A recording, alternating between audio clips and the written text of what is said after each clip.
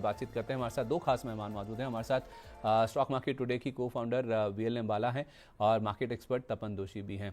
बहुत स्वागत है आपका, आप दोनों का ही। Good good morning. Morning Sandeep ji, good morning to all viewers, good morning Tapan ji. तो तपन सर, पहले मैं आपसे पूछना चाहूंगा, ये जो पूरा डेवलपमेंट हो रहा है सर, ईरान को लेकर जो पूरी स्थिति बनी है, जिससे कच्चे तेल में भी हमने इम्पैक्ट देखा है, दुनिया भर में वापस ऐसा लग रहा है कि रिस्क ऑन ट्रेड शुरू हो गया है। जो बड़ी गिरावट हुई थी इंडियन मार्केट्स में भी 5-6 दिन लगातार, वो क्या आज रिवर्स हो सकती है? और क्या हम मान के चलें, आज भले ही 2 दिन के वीकेंड से पहले वाला सेशन है, लेकिन मजबूती हो सकती है इंडियन मार्केट्स में, जिस तरह के संकेत हैं, जिस तरह का मूड माहौल है, खबरें हैं? ये संकेत तो बहुत पॉजिटिव है संदीप जी। देखिए, एक तो ईरान का तो खतरा टला है और ऊपर से जो दो न्यूज़ आई है कि ईयू के साथ माई डील 26 जनवरी तक हो सकती है, और जो यूएस के साथ भी ना काफ़ी हद तक फर्स्ट लेवल पे शायद ट्रेड डील हो जाए। अब वो टाइमलाइन नहीं दिए, पर शायद ऐसा लग रहा है कि मार्च में हो जाए। तो अगर ये न्यूज़ अगर होती है तो of course no, at the end of the day ये इंडियन मार्केट लिए काफ़ी पॉजिटिव है। और देखो, मार्केट अच्छा खासा गिर गया था, नो अच्छी खासी करेक्शन आई थी, और इंडियन मार्केट भी ट्रिगर ढूंढ रहा है। तो एक तो इन्फोसिस का तो ट्रिगर मिला है, जो रिजल्ट अच्छा रहा कंपैरेटिवली, और जिस तरह से बाकी सब भी रिजल्ट आए ओके आ रहे हैं, अभी भी मेजर रिजल्ट आना बाकी है। और ऊपर से global geopolitical point of view से भी जितने भी अभी तक न्यूज आए लास्ट 2 दिन में, वो कंपैरेटिवली पॉजिटिव है। सो यस, उस तरह से तो लग रहा है। अभी यहाँ से क्या होगा कि वील ट्रैक कि कैसे यूएस और इंडिया की डील होती है, और अगर 26 जनवरी तक ईयू की डील ट्रेड हो जाती है तो है कि वो मार्केट बहुत पॉजिटिवली लेगा, क्योंकि कहीं ना कहीं ईयू एक बड़ा मार्केट है। अगर यूएस में डिले भी होता है तो ईयू में हम लोग अच्छा खासा नो एक्सपोर्ट कर सकते हैं, तो मार्केट उसको पॉजिटिव लेगा। एंड रिजल्ट सीजन तो हम लोग ब्रिक बाय ब्रिक देखने ही वाले कि किस तरह से रिजल्ट आएंगे। तो ओवरऑल संकेत अच्छे। Hopefully things will be better in next coming few months. Hopefully things will be better in the next few months, लेकिन स्थिति सर अभी फिलहाल के लिए अच्छी नहीं नज़र आ रही है। और मैं कह रहा हूँ एफआईएस के आंकड़े देखकर, विले मैम जरा एक बार एफआईएस के आंकड़े देखिए। 4,781 करोड़ रुपए की हमने बिकवाली देखी है 14 तारीख को भी, और लगातार एफआईएस बेच रहे हैं एक तरफा। और इनफैक्ट आप देखिए, जो मोमेंटम है ना, वो इनफैक्ट बिकवाली का बढ़ गया है। ऐसा उम्मीद थी कि जब एफआईएस वापस आएंगे 8-9 तारीख को, तो हो सकता है कि उनकी ओर से कुछ बिकवाली कम होती हुई दिखे। आप देखिए, 8 जनवरी का नंबर देख लीजिए, 9 का देख लीजिए, 12 जनवरी का देख लीजिए, 3-3 हज़ार करोड़ रुपए से ज़्यादा की बिकवाली थी। और 14 जनवरी का जो नंबर आ गया सर, वो तो आ गया ऑलमोस्ट 4,800 करोड़ रुपए के आसपास। तो अभी तक आप देखेंगे आधा महीना बीता है जनवरी का, और हम ऑलमोस्ट 22,000 करोड़ रुपए की बिकवाली झेल चुके हैं विदेशी निवेशकों की ओर से। वायदा बाजार के नंबर देखिए, यहाँ पर भी इंडेक्स फ्यूचर्स बेचे गए हैं, इंडेक्स ऑप्शंस भी भारी मात्रा में बेचे गए हैं। स्टॉक फ्यूचर्स और स्टॉक ऑप्शंस में जरूर खरीदारी हुई है। नेट आप देखें, ऑलमोस्ट 4,000 करोड़ रुपए के आसपास की बिकवाली आपको एफएनओ साइड में भी एफआईएस की ओर से साफ तौर पे नजर आएगी। लॉन्ग शॉर्ट रेशो देखिए 7.5% के आसपास है। जो शॉर्ट पोजीशंस हैं उनकी इंडेक्स में एफआईएस की, वो आप देखें तो 92.5% के आसपास है। अब 90% के ऊपर ऐसा लग रहा है कि नया नॉर्मल है। मैम, जिस तरह का सिनारियो है, एफआईएस जिस तरह से बेच रहे हैं, जो उनका इंडेक्स में पोजीशन है, शॉर्ट्स तो बहुत ज़्यादा हैं, कवरिंग के एक चांसेस तो हैं, जिस तरह का मूड माहौल है, क्या उम्मीद करके चलें आज कुछ कवरिंग हो सकती है? और क्या लेवल्स देख के चलें, और क्या ट्रेड आप लेने की सलाह देंगे आज के लिए? तो संदीप जी देखिए, अभी तक इस मंथ में, दिसंबर मंथ में जितना ये बेच चुके हैं ना, that was the high of, उससे ये नवंबर के हाई से ज्यादा है। और एक और कंटेक्स्ट हमको देखना है कि पिछले महीने मोटा मोटा इन्होंने 35,000 कैश मार्केट सेल किया था, और अभी ऑलरेडी 27,000 कैश मार्केट में सेलिंग हो चुकी है। नो डाउट कि डीआईएस का सपोर्ट, डोमेस्टिक इंस्टीट्यूशनल का सपोर्ट है, लेकिन उसके बाद भी आप देखिए कि मार्केट को वो सपोर्ट नहीं मिल पा रहा है जो होना चाहिए। बट दैट्स अ रिलीफ कि उतने भी नहीं गिर पा रहे हैं हम लोग, बिकॉज डीआईएस बेनिफिट मिल रहा है हमको यहाँ पे। बट एक बड़ा क्वेश्चन यहाँ पे सबसे पहले मेरी नजर में तो यही आ रहा है, और मैं बार बार इस चीज को लगातार ही बोल रही हूँ कि 2026 में भी इनका इनफ्लो नहीं होगा, आउटफ्लो कंटिन्यू रहेगा। जो आउटफ्लो हो रहा है मार्केट से फंड्स का, वो जारी रहने वाला है। और इसके लिए 2-3 बड़े कंसर्न्स हैं। स्टेबिलिटी तो है ही, एक्सपेंसिवनेस ऑफ आवर मार्केट तो है ही, साथ में जो डेप्रिशिएटिंग रुपी है, मुझे बहुत डाउट है। मतलब आई आई कैन सी कि 91 के पार अगर जनवरी में ही जाती है, तो it is going to be one of the biggest setback for our market, for our currency, और ये आउटफ्लो पे जारी रहेगा। तो मुझे तो लगता है कि इस बार का ये जो इस बार की जो मंथली सीरीज है, एक बार डॉलर INR USD 91 के पार जाएगा, so that is going to indicate more weakness in market. However exports को सपोर्ट मिलेगा, बट कितना, उतना नहीं जितना की एक्सपेक्टेशन है। बट अब इन सारी चीजों को मद्देनजर रखते हुए वॉर लाइक सिचुएशंस जो बने, ये सब चीजें आपने ऑलरेडी उनको हाईलाइट किया है।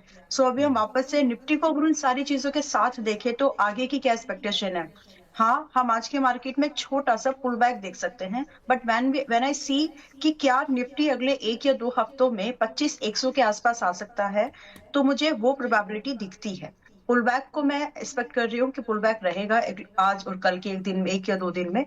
बट इन एंड ऑल अगर मैं अगले 2 हफ्ते का एक नजरिया लेकर के चलूँ, सो आई कैन सी कि निफ्टी 25,100 के आसपास आएगा और क्लोजिंग जो पिछली हमको मिली है वो 25,650 के आसपास की है। सो आप यहाँ पर स्ट्रेटेजिकली इस तरह से चल सकते हैं कि जब न्यूज फ्लो थोड़ा सा बढ़ रहा हो, थोड़ा सा पॉजिटिव लग रहा हो, एंड स्पेसिफिकली जब मार्केट छोटे छोटे न्यूज पर रिएक्शन देना शुरू करे, वो भी वॉलेटाइल वाला, तो उस केस में न्यूट्रल स्ट्रैटेजीज मैं ज्यादा प्रेफर करती हूँ। मेरे लिए न्यूट्रल ट्रेडिंग स्ट्रैटेजीज की वरीयता ऐसी जगह पर बढ़ जाती है जहां पर आपको अनसर्टेनिटी ज्यादा हो, वॉलेटाइल मार्केट में, वॉलेटिलिटी मार्केट में हो, और आपको दिख रहा है कि जो रेंज है स्पॉट चार्ट पर ट्रेड हो सकती है। सो ऑन दैट, उस बेस पर अगर कोई चाहे तो कुछ ट्रेड्स प्लान कर सकते हैं, सच एज अगर आप एक स्ट्रैडल या स्ट्रैंगल ट्रेड्स को आप प्रायोरिटी दे सकते हैं। जैसे निफ्टी का मंथली एक्सपायरी में आप 25,700 का एक पुट देख सकते हैं कि कितने का आ रहा है, right. That is at 174 as of now monthly series में। और उसी के अगेंस्ट अगर आप 25,650 का मंथली एक्सपायरी में अगर आप कॉल देखें तो 225 के आसपास का है। सो हमको अपने प्रीमियम्स मैच करने, इट्स अ स्ट्रैटेजी, हमको अपने व्यू के साथ अपने प्रीमियम मैच करने हैं, राइट। तो हम 25,700 का कॉल देख सकते हैं जो कि हमको 20 तारीख की एक्सपायरी में मिल रही है, तो जो कि लगभग 116 रुपए की आ रही है। तो in combination of 25,700 monthly expiry Nifty का पुट एंड 20 जनवरी एक्सपायरी 25,700 का कॉल ऑप्शन, इनको हम सेम क्वांटिटी में बाय कर सकते हैं। क्लोज टू जो इसकी कॉस्ट आएगी मार्केट खुलने के बाद, जो भी आती है मेरे ख्याल से it will be nearly 230 to 240 max. और फिर वहां से हमको 330 max, 330 as a total end up to 550 as a total हमको एज अ टारगेट मिल सकते हैं। मैक्सिमम स्टॉप लॉस हम लोग 120 पॉइंट्स का, 150 पॉइंट्स का लेकर के चलेंगे। सो ये स्ट्रैटेजी है, मार्केट के कॉन्टेक्स्ट को देख करके ये काम कर जाएगी। तो आप कह रही हैं कि 25,700 का पुट ले लीजिए और 25,700 का ही कॉल ले लीजिए, लेकिन एक्सपायरीज अलग अलग है। प्लीज 25,700 का बताइए। जो पुट है, हाँ 25,700 की जो पुट है वो मंथली एक्सपायरी है, जनवरी मंथली एक्सपायरी। और 25,700 का जो कॉल है वो वीकली एक्सपायरी, 20 तारीख की जो एक्सपायरी है वो वाला है। ठीक है, तो आप कह रही हैं कि 25,700 वाला जो पुट है वो 174 रुपये पे खड़ा है, और 25,700 का जो कॉल है वो कहाँ 225 के आसपास है। नहीं, 116 रुपए पर है। तो जब मार्केट अच्छा। खुलेगी उस समय एक बार नोट डाउन कर लेते हैं, जिस समय मार्केट खुलेगी, मार्केट खुलने के 5 मिनट के अंदर में इनके प्रीमियम लगभग टोटल इन माय ओपिनियन 230-40 के आसपास हो जाएंगे, तब वहां पर खरीदारी कर सकते हैं। तो 330 500 के टारगेट है और स्टॉप लॉस आप कह रही हैं 120 पॉइंट का है। जी, इन नेट लॉस अगर हम देखें तो ये स्ट्रैटेजी मोस्ट लाइकली है, क्योंकि अगले 2 हफ्ते का जो व्यू है, अगर कुछ बढ़िया हो जाता है तो निफ्टी 26 के पार चला जाएगा। अगर कुछ खराब रहता है जो कि प्राइस इंडिकेट करता है, तो 25,100 के आसपास आ सकता है Nifty. So with this view, this is strategy gonna work for next 2 weeks. और इसमें जल्दी अगर आपको टारगेट, जी आपको एडजस्टमेंट करनी पड़ सकती है। यस, आपको एडजस्टमेंट करनी पड़ सकती है। अगर वो एडजस्टमेंट लेकिन अगर मैं शो के दौरान रही तो मैं बता दूंगी, क्योंकि वो प्राइस को देख कर ही करनी पड़ेगी। I'll update between the show अगर जरूरत पड़ी तो। ठीक है, तो इस तरह से आप चाहें तो अपनी मार्केट स्ट्रेटजी बना सकते हैं। 25,700 का निफ्टी का पुट लीजिए जैन मंथ का जो मंथली है, जो कि 174 रुपये के आसपास है, और 116 रुपये का 25,700 का कॉल है जो कि 20 जनवरी की एक्सपायरी वाला है। इसको आप खरीद लीजिए दोनों को, तो आपका कुछ कंबाइंड कॉस्ट जो है वो मैम कुछ 290 रुपये के आसपास आएगा। नहीं, 240 के आसपास आना चाहिए मार्केट खुलने के बाद। तो खुलने के थोड़ा बाद, सा अच्छा। क्योंकि थोड़ा, खुलने के बाद एक बार मैं अपडेट वापस से करूंगी कि अभी इतने पर चल रहा है, हम इसको ले सकते हैं। ठीक है, 330 500 के आपके टारगेट है और स्टॉप लॉस आपका 120 रुपये होना चाहिए। ठीक है, आपने स्ट्रैटेजी भी समझ ली, आपने विदेशी संकेत भी समझ लिए, थोड़ा घरेलू संकेतों के ऊपर भी फोकस करते हैं। आप थोड़ा मैम बता रही थी कि रुपया हमारा बहुत इंपॉर्टेंट है देखना, तो बुधवार को हमने देखा है कि डॉलर के मुकाबले रुपया हमारा फिर से 11 पैसे कमजोर हुआ है, 90.19 वाला 90.30 पर जाकर सेटल होता हुआ दिखा है। अब अच्छी बात यह है कि इस रुपये की वीकनेस के बावजूद जो कॉमर्स सेक्रेटरी के बयान आए ना, कॉमर्स मिनिस्ट्री के जो बयान आए हैं 2 बड़े FTA और ट्रेड डील्स को लेकर, वो आज इंडियन मार्केट्स के लिए काफ़ी पॉजिटिव हो सकते हैं, जिस पर तपन सर अभी बात कर भी रहे थे। तो इंडिया यू FTA की जहाँ तक बात है तो इस पे कॉमर्स मिनिस्ट्री का कहना है कि पिछले 3 महीने से बातचीत आखिरी और सबसे मुश्किल दौर में है, जहाँ पे चीज़ें फाइनलाइज होती हैं नेगोशिएशन टेबल पर, और 24 में से 20 चैप्टर्स ऐसे हैं जो कि पूरी तरह से बंद हो चुके हैं। यानी कि इस पूरी डील में अगर 24 चैप्टर डिस्कस होने हैं तो 4 चैप्टर बचे हैं। आप कह सकते हैं कि आखिरी 15% के आसपास हाथी निकल चुका है, पूंछ बाकी है। वो पूंछ कभी कभी दिक्कत कर जाती है, और वैसे ही कुछ इंडिया EU FTA में यहाँ पे होता हुआ नजर आ भी रहा है। दूसरी ओर आप आइए, इंडिया US ट्रेड टॉक्स की जो बात है, जो तपन सर हाईलाइट कर भी रहे थे, इस पर कॉमर्स मिनिस्ट्री का कहना है कि डील पर बातचीत अभी भी चल रही है। दिसंबर में इनफैक्ट जो हमारे मिनिस्टर हैं और US के जो ट्रेड रिप्रेजेंटेटिव हैं उनके बीच में वर्चुअल मीटिंग भी हुई है। तो ट्रेड डील के हम बहुत करीब हैं, लेकिन डेडलाइन नहीं दे सकते कि कब तक ये पूरी हो जाएगी। ट्रेड डील तब होगी जब दोनों पक्षों को ऐसा लगेगा कि वो इस चीज़ के लिए तैयार हैं। और US को जो इलेक्ट्रॉनिक एक्सपोर्ट हैं वो इस बीच हमने देखा है कि बढ़ रहे हैं, ऐसा साफ तौर पे कॉमर्स मिनिस्ट्री का कहना है। टैरिफ का असर देखने के लिए सेक्टोरल डेटा को देखना होगा, ना कि ओवरऑल एक्सपोर्ट डेटा को। हम सभी बातचीत में पॉजिटिव सोच के साथ शामिल होते हैं और दोनों पक्षों को लगता है कि ट्रेड डील हो जाएगी। तो ये जो चीज़ें हैं ना, मतलब बार बार जो पॉजिटिव कमेंट्स आ रहे हैं ना, वो मार्केट में इस ट्रेड डील को लेकर जो होप्स है ना वो अलाइव रख रही हैं। तो एक ये फैक्टर है, एक इसके साथ साथ ईरान वाला फैक्टर है कि वहाँ पे हमला नहीं हुआ, कच्चा तेल नीचे आता हुआ दिखा है। BMC इलेक्शंस की, अच्छा BMC इलेक्शन की बात करें तपन सर, जो एग्जिट पोल्स हैं वो यही इंडिकेट कर रहे हैं, जिसका नतीजा भी आज आ जाएगा, कि बीजेपी इन्हीं को ही बहुमत मिलेगी, या इनका ही जो गठबंधन है वही शायद हो सकता है कि बहुमत के रूप में सामने आए। तो आपका क्या टेक है सर, बाजार इसको पसंद करेगा? नहीं, बाजार जरूर पसंद करेगा, क्योंकि ऐसे महाराष्ट्र एज ए स्टेट है ना, of course Bombay Mumbai no, वहाँ जिसका होल्ड होता है वो बहुत ही पावरफुल होता है। और अगर आप देखो तो पूरे इंडिया में किसी भी BMC इलेक्शन को इतना महत्व नहीं दिया जाता जितना, सॉरी, कोई भी म्यूनिसिपैलिटी इलेक्शन को इतना महत्व नहीं दिया जाता है जितना BMC को दिया जाता है, क्योंकि इनके पास जो पैसे हैं ना वो आई थिंक सबसे ज्यादा है इंडिया में।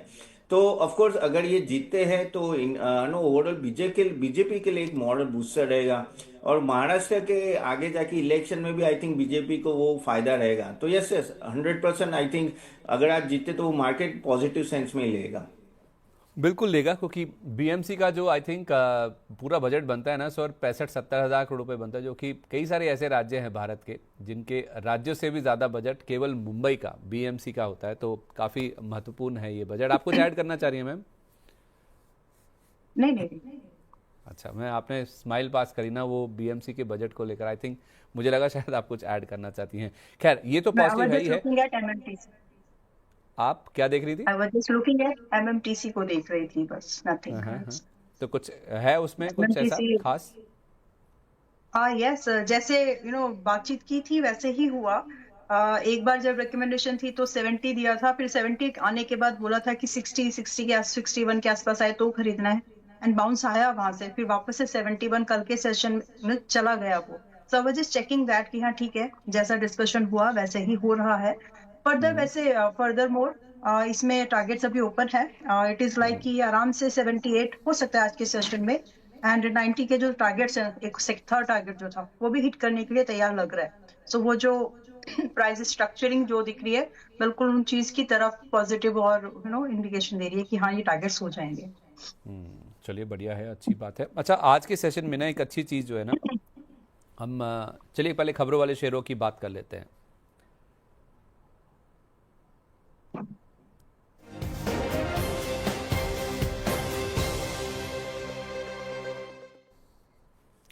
खबरों वाले शेयरों की बात इसलिए कर रहा हूँ क्योंकि इन्फोसिस के नतीजे आए हैं और ये एक अच्छी चीज़ है। तपन सर, नंबर्स में ना आपको स्क्रीन के ऊपर चलते हुए दिख जाएंगे, मैं कुछ हाइलाइट्स आपको बता देता हूँ। नंबर्स इनके भले ही आपको दिखेगा क्वार्टर क्वार्टर मुनाफा गिरा है, लेकिन बाजार के एक्सपेक्टेशन से अच्छे नंबर्स हैं ये। स्पेशली मार्जिन के फ्रंट पर आप देखिए 20.8% का जो नंबर आया वो बाजार को काफ़ी पसंद आएगा। और उसके ऊपर आप देखिए 5043 हेडकाउंट एडिशन है Q3 में, यानी कि जो बीता क्वार्टर था, और ये 11 क्वार्टर के हाई पर पहुंच गया है। इससे क्या मोमेंटम सर, किससे क्या संकेत मिल रहे हैं, एक तो मुझे वो बताइएगा। जो डील विंस हैं 4.8 बिलियन डॉलर पर आई हैं, ये भी मोमेंटम काफ़ी रोबस्ट दिखा रही हैं। और उसके साथ साथ जो गाइडेंस इन्होंने इंक्रीज़ किया है, constant currency revenue growth guidance जो है वो 2 से 3% था, उसे बढ़ाकर 3 से 3.5% कर दिया गया। यानी कि जो हायर एंड थी रेंज की पहले, उसको लोअर एंड बना दिया गया और ऊपर में 3.5% की रेंज बताई गई। और एबिट मार्जिन का जो गाइडेंस है, जैसा हमने एचसीएल टेक के केस में भी देखा था, 20 से 22% पर बरकरार रखा गया है। सर, इन नंबर्स के बाद एडीआर तो इतना उत्साहित था इन्फोसिस का कि 10% का जंप भी हमने देखा। आप कितना जंप देखते हैं आज इन नंबर्स के बाद इन्फोसिस के शेयर में? ये देखिए, नंबर्स तो कंपैरेटिवली अच्छे हैं, क्योंकि हमने जो HCL और TCS के नंबर्स देखे उससे तो काफी निराशा आई थी। इसमें तो भी अपग्रेड किया गाइडेंस, वही मार्केट को अच्छा लग रहा है। आप देखो 10% ADR अप है, तो आज शायद अप होगा उतना। और अगर 8-10% होता है ना, तो मैं यहाँ काफी हद तक ना मैं यहाँ रुक जाऊंगा, क्योंकि रीजन मैं बताता हूँ कि देखिए अभी भी आप देखो 3% की गाइडेंस अगर वो दे रहे हैं, तो रेवेन्यू ग्रोथ इतना ज्यादा नहीं दे रहे हैं। हमें भी पता है, हम लोग जब इन्वेस्ट करते हैं ना, we want a growth of 15-20%। तो ऑफकोर्स वो लेवल पे एक बात तो तय है कि पूरा आईटी सेक्टर कंसोलिडेशन मोड में जा रहा है। पूरा कहते हैं ना ट्रांसफॉर्मेशन मोड है, जो एआई में अभी ट्रांसफॉर्मेशन हो रहा है, उसमें कोई कंपनी आगे रहेगी, कोई कंपनी पीछे रहेगी। और अगर आप देखो तो वो बोले कि 2027 में रिकवरी भी अच्छी खासी आएगी, जो डील आ रहे हैं वो भी अच्छे, लेकिन कौन से प्राइस से आ रहे हैं वो देखना होगा। मार्जिन अगर आप देखो 20-22% का मार्जिन बोल रहे हैं, तो ठीक है, इतना उत्साहजनक नहीं है, लेकिन ठीक है, मेंटेन करेंगे। एट्रिशन थोड़ा, ट्रेंड थोड़ा कम होगा, नए वो लोग बंदे रखेंगे, लेकिन यहाँ बहुत ही इफ एंड बट्स है। अगर आप देखो ना जो कमेंट है, देखो मैं पूरे आईटी सेक्टर की कमेंट पकड़ूंगा, सिर्फ Infosys can not be only a winner. अगर इन्फोसिस को बढ़ना है तो पूरे आईटी सेक्टर को भी बढ़ना पाएगा, वो अकेला नहीं भाग पाएगा। और यहाँ प्रॉब्लम ये है कि अगर पूरा आईटी सेक्टर में इतना गाइडेंस अच्छा नहीं है, तो वहां जाके क्या होगा, ऊपर के लेवल पे इन्फोसिस पे सेलिंग आ सकता है, और वो मुझे हम लग रहा है, डर लग रहा है। तो यहाँ पे मुझे देख रहा हूँ कि नो आगे जाके रिजल्ट ठीक आएंगे, लेकिन आने में, यानी कहते हैं पहले जैसे कि रिजल्ट आने में टाइम लगे, 1-1.5 साल ये कॉन्सोलिडेट होगा, कहीं ना कहीं 10-15% आगे पीछे। और इसलिए मुझे मीडियम टर्म में आई थिंक अंबाला जी बहुत अच्छी तरह से बता पाएंगे टेक्निकल इंडिकेटर से। लेकिन मुझे नहीं लग रहा, अगर 10% बढ़ गया, 10-15%, तो नया बाय मैं नहीं सजेस्ट करूंगा लॉन्ग टर्म के लिए अभी तो। ठीक है, तो नया बाय तो नहीं सजेस्ट कर पाएंगे आप, ये बात सही है। टेक्निकली मैम, इन्फोसिस कैसा लग रहा है आपको? देखिए, इंफोसिस डिस्कस करने से पहले हमका निफ्टी आईटी भी जरूर एक बार देखना चाहिए कि ओवरऑल किसी भी स्टॉक में मोमेंटम तब बनता है जब आपका सेक्टर उस स्ट्रेंथ को सपोर्ट दे रहा हो। तो फिलहाल निफ्टी आईटी जो मुझे लग पा रहा है 37,800 के आसपास पिछले सेशन में क्लोज हो गया था, एंड इट इज लाइकली कि 36,500 से लेकर के 36,700 के आसपास ये आ जाएगा। अब कौन से स्टॉक की वजह से आएगा, it going to be TCS, Persistent, या जो भी स्टॉक बनेंगे वो एक अलग स्टोरी है। लेकिन यहाँ पर, और जब ये होता है तो मिला जुला असर सभी स्टॉक्स के ऊपर पड़ता है। सेइंग दिस, जब हम निफ्टी इंडेक्स आईटी को देख रहे हैं, तो मुझे तो ये लगता है कि संदीप जी, आज की डेट में एडीआर इसका 10% का जरूर था, बट सब कुछ पॉजिटिव होने के बाद भी आज के मुझे बहुत अच्छे से एक स्टेटमेंट मेरी याद आ रही है कि अगला क्वार्टर का रिजल्ट 3-4 महीने पहले की बात है ये, जो ये स्टेटमेंट दिया था कि अगले रिजल्ट को मार्केट इस तरह से नहीं देखेगी कि कितने खराब है, बल्कि मार्केट इस तरह से देखेगी, मतलब कितने अच्छे हैं, इस तरह से नहीं देखे जाएंगे रिजल्ट, क्योंकि सबको पता है कि टैरिफ लगा है तो रिजल्ट खराब हो सकते हैं। आउट व्यू ये होगा अगले रिजल्ट्स का कि कितना खराब, उतना खराब तो नहीं है। सो जो कंपनीज उन रिजल्ट्स को उस पैमाने पर, यानी जो इन्फोसिस ने जो दिया है जो रिजल्ट, वो उतना खराब नहीं है जो कि एजम्पशन किया जा रहा था। तो इस चीज को लेकर के बाहर के जो एडीआर है उसमें पॉजिटिवनेस दिख गई, बट इन हियर यहाँ पर मुझे लगता है कि आज भी एक्सक्यूज मी, इन्फोसिस आपको आज और कल में 1540 और 60 के आसपास दिख जाएगा।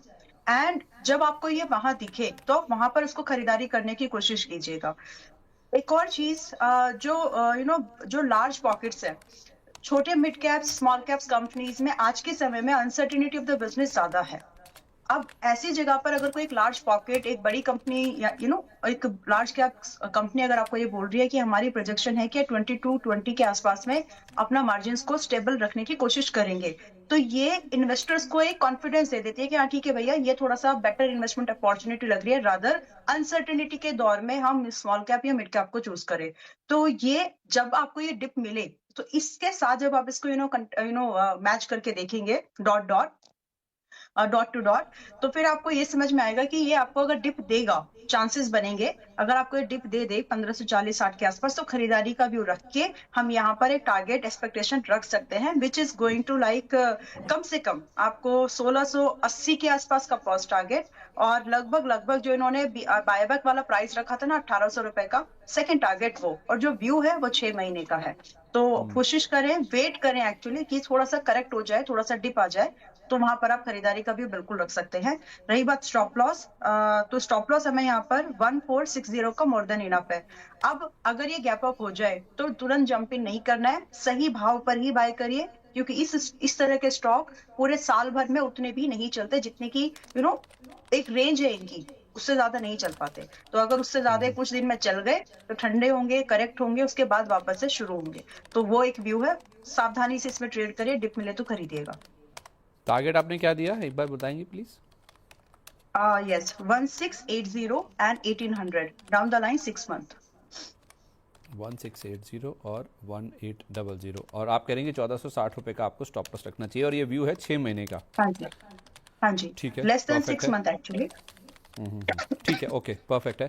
तपन सर, एक बार जियो फाइनेंशियल देखिए, कल इनके जो नंबर्स आए हैं ना, उसमें इनका मुनाफा ऑलमोस्ट 9% गिरा है, 269 करोड़ पर आया। हालांकि जो टोटल इनकम है सर वो 2 गुना बढ़ी है। तो consolidated pre provisioning operating profit की बात करें तो वो 7% ग्रो होकर आया, और नेट इनकम बिजनेस से देखें डिविडेंड से पहले की, वो 4% बढ़कर 386 करोड़ रही है। नेट एनबीएफसी का जो एयूएम है वो 19,000 करोड़ के पार निकल गया है। अब सर मुनाफा गिरा है 8.8%, लेकिन इनकम इनकी 2 गुना बढ़ी है। अब मुनाफे पे फोकस करें या फिर इनकम के ऊपर? नहीं, इनिशियली देखिए जियो फाइनेंशियल का ये स्ट्रक्चर रहेगा, क्योंकि ये कंपनी अभी एक साथ एक्सपांड कर रही है और कुछ कुछ जगह पे आपको कॉस्ट ज्यादा दिखेगी। कि देखिए क्या होता है कि जब भी आप नए नए डिपार्टमेंट चालू करते हैं तो सडनली रेवेन्यू नहीं आती है, तो आपको वो अपफ्रंट कॉस्ट लगानी पड़ती है। तो आप देखो तो अभी उनका म्यूचुअल फंड भी आ गया है ऑलरेडी, ब्रोकिंग चालू कर रहे हैं, इवन क्रेडिट लोन सब चालू हो रहा है धीरे धीरे। तो मुझे लग रहा है कि ये 6 महीना, एक साल, एक दो क्वार्टर और आप प्रॉफिटेबिलिटी में इजाफा नहीं देखेंगे, लेकिन जो रेवेन्यू जंप है वहां मार्केट को फोकस रहेगा। मैं यहाँ रेवेन्यू को फोकस ज्यादा करूंगा, क्योंकि ये कंपनी एक अच्छी खासी डाइवर्सिफाइड पोर्टफोलियो के साथ आगे आ सकती है। आरओई जो होगा वो धीरे धीरे इंप्रूव होगा। मुझे लग रहा है नेक्स्ट ईयर तक इनका एयूएम भी एक अच्छा खासा हो जाएगा। फिर धीरे धीरे आपको, जैसे रिलायंस का हमें पता है, जैसे जियो फाइनेंशियल भी अगर आपको, सॉरी जियो, जहां आप इनिशियली लॉस था फिर एक अच्छा खासा प्रॉफिट बनाने लगा, वैसे यहाँ भी होने वाला है आगे जाके। सो आई थिंक पेशेंस रखना पड़ेगा। अर्निंग विजिबिलिटी जो है वो धीरे धीरे आएगी, तुरंत नहीं आएगी। अगर आप रियली में देखने जाओगे तो आपको लगेगा कि ये स्टॉक लेना ही नहीं चाहिए, तो थोड़ा दूर का रखिए। अगर 2-3 साल का मिनिमम टेन्योर है तो प्लीज जाके आप इन्वेस्ट कर सकते हो। कंपटीशन बहुत है, लेकिन इनके पास जो डेटाबेस है, जो जियो मार्ट का डेटाबेस है, जो जियो टेलीकॉम का डेटा है, वो लीवरेज करके वो एक अच्छा खासा आगे जाके अपना प्रोडक्ट डेवलपमेंट कर सकते हैं। जो करें, एंड वी नो कि overall Reliance is quite good in execution. तो थोड़ा पेशेंस रखे और मैनेजमेंट की कैपेबिलिटी देखे, आई थिंक 2 साल रुके, I think this may give you a very good return. I think ये आगे जाके ऑफकोर्स 4-5 साल लगेंगे, but it will give you a good competition to even Bajaj finance. कोई टारगेट सर इस स्टॉक पर आपका? नहीं, टारगेट मेरे को तो लग रहा है 3 साल में ये मिनिमम डबल तो होना चाहिए यहाँ से। माय गुडनेस, ठीक है, 3 साल में ये डबल हो सकता है। वीएलए मैम जरा एलएनटी टेक देखिए, इसके भी नंबर्स आए हैं। इन्फोसिस के साथ साथ ये भी स्टॉक रिएक्ट करेगा। इनका मुनाफा क्वार्टर क्वार्टर 8% के आसपास गिरा है। एक जो लेबर कोड का इम्पैक्ट है ना, वन टाइम इम्पैक्ट सारी ही कंपनियों पर देखने को मिला है, चाहे वो टीसीएस हो, चाहे वो इन्फोसिस हो। एचसीएल टेक ने भी नंबर दिया था कि क्या इम्पैक्ट है वन टाइम वो लेबर कोड का जो इम्पैक्ट आया है। इनका रेवेन्यू 2% के आसपास गिरा है, लेकिन एबिट देखिए जो कामकाजी मुनाफा है वो 7.25% ग्रो किया है, और मार्जिन भी बढ़कर आए हैं ऑलमोस्ट 1.2% के आसपास। 13.4% वाला मार्जिन बढ़कर आया 14.6% पर। तो एक वन टाइम इम्पैक्ट को अगर हटा दे तो नंबर्स ठीक ठाक नज़र आ रहे हैं आईटी कंपनियों के। आपके हिसाब से इन्फोसिस से बेटर लग रहा है एल एंड टी टेक? नहीं, अगर ऐसे देखना है कंपैरिजन वाइज तो Infosys is better in depth. और अगर हम अभी एक second, just a minute, allow me a minute please. Yes, तो दोनों के कंपैरिजन में जो ज्यादा बेटर है, सेफर बेट मुझे इन्फोसिस लगती है, क्योंकि वहां पर आपको जो डिस्कस टारगेट्स हैं वो एक डिफाइंड टाइम में मिलने के चांसेस बनते हैं। But when I compare LLTS with, I mean LNT infotech with current market conditions और साथ में इसका एक्सपेंसिवनेस, ये अभी भी अपने सेक्टर से लगभग 50% एक्सपेंसिव है संदीप जी। तो यहाँ पर जब ये सिचुएशन बनती है तो उस कंडीशन में चांसेस हैं कि आपको उतना जल्दी एक सपोर्ट बाइंग नहीं बन पाएगी। सो रही बात इसमें कहाँ तक आपका बाइंग व्यू रखना चाहिए आपको, so currently it is close to 4243 के आसपास क्लोज हुआ। थोड़ा सा और डिप बाकी है इसमें, which will lead to like 4090 से 4060 के आसपास। वहां पर इट्स अ गुड बेट। जब ये आ जाएगा, कुछ दिन का समय दे तो वापस फिर वहां पर एंट्री के बारे में सोच सकते हैं। But as of now, if I have to pick one, I will go with Infosys, अगर मुझे दोनों में से एक चूज करना है तो। ठीक है, तो दोनों में से एक तो इन्फोसिस ही बेटर है, और ये 4090 के आसपास आए तो वहाँ पर खरीदे तो ज़्यादा बेटर हो सकता है। एंजल वन, तपन सर एक बार इसके नंबर्स को देखिए। इनका मुनाफा पिछले क्वार्टर में देखेंगे तो आई थिंक डबल डिजिट मुनाफा इनका गिरा था, 26% अगर मुझे सही याद है तो मुनाफा टूटा था। इस बार भी 4.5% के आसपास का ड्रॉप है ईयर ऑन ईयर बेसिस पर। तो रेवेन्यू करीब 6% के आसपास ग्रो किया है, बिड्डा भी ग्रो किया है, मार्जिन भी 30 बेसिस पॉइंट के आसपास का बढ़त है।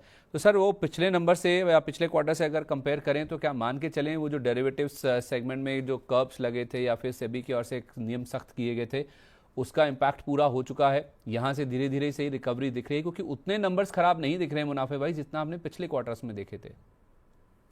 जी संदीप जी, क्या होता है कि इनिशियली जब रूल्स आते हैं ना तो स्टेबल होने में एक दो दो क्वार्टर लग जाते हैं, और वही एंजल वन के साथ हो रहा है। तो ये स्टेबल होगा, धीरे धीरे होगा। लेकिन यहाँ प्रॉब्लम वही है कि ट्रेडिंग वॉल्यूम आने में थोड़ा टाइम लगेगा, क्योंकि एफएनओ में जो बैरियर्स लगे, और आगे जाके अगर आपने देखा तो म्यूचुअल फंड के लिए भी ना सेबी ने कुछ रूल्स निकाले जिसके वजह से इनके ब्रोकिंग को भी इम्पैक्ट आ सकता है। तो एक तो ट्रेडिंग वॉल्यूम काफी वॉलेटाइल है, ऑफ एफएनओ के रेगुलेटरी रिस्क है, यील्ड भी अगर देखो तो काफी हद तक कॉम्प्रेस हो रहा है, और जो कस्टमर एक्विजिशन है उसका कॉस्ट राइज भी हो रहा है। अगर यहाँ आगे जाके भी ब्रोकिंग में बहुत ही कंपटीशन है ना, और मार्जिन बहुत ही थिन है, और काफी हद तक ना वो मार्केट पे डिपेंडेंट रहता है। अगर स्टॉक मार्केट चलता है तो एंजल वन थोड़ा चलता है, गिरता है तो वॉल्यूम ऐसे गिरते हैं कि ये वापस नीचे चला जाता है। तो यहाँ मुझे ऐसा लग रहा है कि अगर एंजल वन रिकवर भी होता है आगे जाके ना, तो एक सेलिंग प्रेशर ऊपर से आएगा। बिकॉज ओवरऑल अभी सब अगर हम लोग बात करें तो इन्वेस्टर्स भी ना काफी हद तक वेल्थ मैनेजमेंट कंपनी पे ज्यादा फोकस कर रहे हैं। तो कितना जल्दी एंजल वन वेल्थ मैनेजमेंट और एसेट मैनेजमेंट की तरह मूव हो रहा है वो देखना है। एंजल वन ने चालू कर दी है, क्योंकि wealth management comparatively stable income है, जबकि इनकी मेजर इनकम ब्रोकिंग से आ रही है। इसलिए मैं पॉजिटिव नहीं हूँ इसमें। आई थिंक मैं देखूंगा कि किस तरह से वो उनका म्यूचुअल फंड डिवीजन जो अभी तक चालू नहीं है वो, और वेल्थ मैनेजमेंट किस तरह से ज्यादा 60-70% वहां से रेवेन्यू आएगा, वहां जाके मुझे यहाँ से स्टेबल इनकम दिख रही है। तो अभी भी मैं एंजल वन पे नेगेटिव हूँ लॉन्ग टर्म के लिए। लॉन्ग टर्म के लिए आप कह रहे हैं कि आप नेगेटिव हैं। वेले मैम जरा एक बार येस बैंक का चार्ट देखिए। जब हम छुट्टी मना रहे थे तब ये खबर निकल के सामने आई कि एसएमबीसी जो कि इनके 1/4% के आसपास आप देखें टोटल हिस्सेदारी होल्ड करते हैं, नए प्रमोटर हैं सुमितोमो मित्सुई बैंकिंग कॉर्पोरेशन, उनको भारत में नई सब्सिडरी बनाने की मंजूरी मिल गई है। 4 महीने पहले उन्होंने हिस्सा खरीदा था, आरबीआई का अप्रूवल आया था उस समय, और बीते 8 महीने में ये दूसरा मामला है जब किसी विदेशी बैंक को ये मंजूरी मिली है सब्सिडरी कंपनी इंडिया में बनाने के लिए। मई में एनबीडी बैंक को भारत में सब्सिडरी बनाने की मंजूरी मिली थी, और अब एसएमबीसी को भी अप्रूवल आरबीआई ने दे दिया है। इसका इम्पैक्ट आप येस बैंक पे आप कैसे देखती हैं? यस बैंक का देखिए अपना एक क्लाइंट बेस अलग है, अगर मैं इसको क्लाइंट वाइज देखूं तो। और रही बात स्पेसिफिकली, मुझे एंजल वन पर कुछ कहना है, बट पहले हम यस बैंक की बात कर लेंगे। But yes bank is a kind की अगर आपको एक थोड़ा सा रिस्की बेट लेना है, लेकिन एक्सपोजर कम रखना, प्रॉपर टारगेट्स एसएल्स को फॉलो करना आपको समझ में आता है, आप इमोशनल डिसीजन नहीं लेते प्राइस को देख करके, न्यूज फ्लो को देख करके, डेटा को देख करके, if you are no decision ले सकते हैं, रैशनल डिसीजन। तो मेरे हिसाब से अभी भी आई मीन जो एक व्यू बोला था कि 21 रुपए के आसपास आ जाएगा, 20 रुपए के आसपास आ जाएगा, एंड आया। एंड वो आया कब? 30 दिसंबर के आसपास आया संदीप जी। एंड अभी ये 22 रुपए मतलब क्लोज टू 23 है, तो ऑलरेडी चला। बट अभी भी इसमें मौका है, अगर आप चाहें तो इसमें एक स्विंग ट्रेड, एक शॉर्ट टर्म ट्रेड अभी भी देख सकते हैं। But this is not something a portfolio stock, ये पोर्टफोलियो स्टॉक नहीं है इन माय ओपिनियन। आप इसमें ट्रेड करिए और छोड़ दीजिए। सो जिनको ये समझ में आ रहा है वो लोग इसमें 24 रुपए 40 पैसे का एक फर्स्ट टारगेट, जो भी मार्केट आज खुलती है आपको 23 रुपए 22.5 रुपए के आसपास जब मिले, तो आप इसमें 24 रुपए 40 पैसे से लेकर के लगभग 26 रुपए का स्विंग ट्रेड ढूंढ सकते हैं। अगर आपको एक शॉर्ट टर्म ट्रेड और देखना है थोड़ा सा आगे बढ़ के, मैक्सिमम आप इसमें 27 रुपए 50 पैसे तक का भी होल्ड रख सकते हैं। रही बात स्टॉप लॉस, स्टॉप लॉस यहाँ पर आपको थोड़ा सा वाइड हो गया अभी, 21 रुपए 10 पैसे का स्टॉप लॉस मेंटेन करके, विच इज 200 दिन का मूविंग एवरेज। यानी इस स्टॉक में वही जनरली फॉलो होता है, एक पैटर्न है इसका। तो उसके साथ आप स्टॉप लॉस मेंटेन करके आप इसमें आगे चल सकते हैं, जिसमें कि 24-40, 26 रुपए लगभग और 27 रुपए 50 पैसे के आसपास का आपको टारगेट आराम से मिलने लायक लगते हैं। अब डिपेंड करता है आपको स्विंग ट्रेड करना है या शॉर्ट टर्म मूवमेंट को कैच करना है। नाउ जैसे कि तपन जी ने अभी बोला एंजल वन के लिए कि लॉन्ग रन में इसका थोड़ा सा डाउन रोल रह सकता है। बट 2 दिन पहले, इट्स अ डिस्क्लोजर क्योंकि स्टॉक का नाम आया है, 2 दिन पहले 2350 के पास में मैं एंजल वन को बाय करा चुकी हूँ अपने मेंबर्स को। And it's a call for us, हम इसमें लॉन्ग है, इट्स अ डिस्क्लोजर। एंड जो एक्सपेक्टेड टारगेट मुझे लगता है 2630 का एक पहला टारगेट दिया गया है, एंड लगभग 3000 का एक दूसरा target, and it's a short term bet.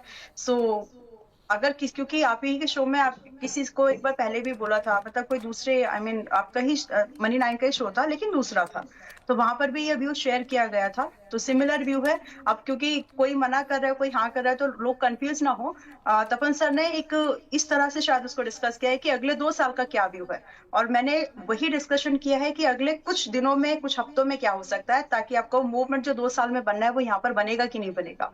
So in that point इसमें अभी भी मौका है, किसी को अगर एनकैश करना है तो कर सकते हैं। 2630 आपने कहा पहला टारगेट है, इसका दूसरा टारगेट और स्टॉप लॉस क्या था? स्टॉप लॉस जो यहाँ पर मेंटेन करना है वो 2150 का है, 2150 का है। और 2630 के बाद दूसरा टारगेट आपने कुछ कहा था एक? यस, लगभग 3000। लगभग और ये 3000। पॉसिबल है, मतलब इजीली अचीवेबल टारगेट लगता है। ठीक है, परफेक्ट है। तो ओके, तो इन 2 टारगेट्स के साथ आप चाहें तो छोटी अवधि के लिए एंजल वन में एक व्यू बना के चल सकते हैं। अच्छा तपन सर, एनएसई को लेकर ना एक के बाद एक अच्छी खबरें आ रही हैं। जो तुहिनकांत पांडे साहब ने इंडिकेशंस दिए थे कि बहुत जल्द हम एनओसी इनको प्रोवाइड कर सकते हैं, वो एनओसी तो नहीं लेकिन जो अनफेयर मार्केट एक्सेस वाला केस था जो कि काफ़ी लंबे समय से लंबित था, उसको एक इन प्रिंसिपल नोट दे दिया है सेबी ने। और आप जो रेगुलेटर ने कहा है कि जो सेटलमेंट का प्रस्ताव है उसको हमने सैद्धांतिक रूप से स्वीकार कर लिया है, और सरकार ने 2.5% हिस्सा बिक्री को मंजूरी भी दे दी है। तो कुल मिला के देखा जाए एक आईपीओ आने का जो रास्ता है ना, जो ज़मीन है ना, वो पूरी तरह से तैयार होती हुई दिख रही है। आपका क्या टेक है सर एनएसई का? इस खबर के बाद फिर आईपीओ कब तक आ सकता है और इसका बीएससी पर बाकी स्टॉक्स पर क्या इम्पैक्ट होगा? नहीं देखिए, एनएससी का आईपीओ हम लोग काफी टाइम से राह देखे, एक्चुअली तो पूरा 1 साल हो गया ऑलमोस्ट, और आएगा आएगा बातें चल रही है। लेकिन होपफुली ये जो आया है डिसीजन, उससे आई थिंक मे बी 1-2 महीने में, let's see, hopefully we can see by March और अप्रैल। लेकिन I think I am not the right person, वो एनएससी के अथॉरिटी ज्यादा बताएंगे क्योंकि और भी कुछ रेगुलेशन में हो तो।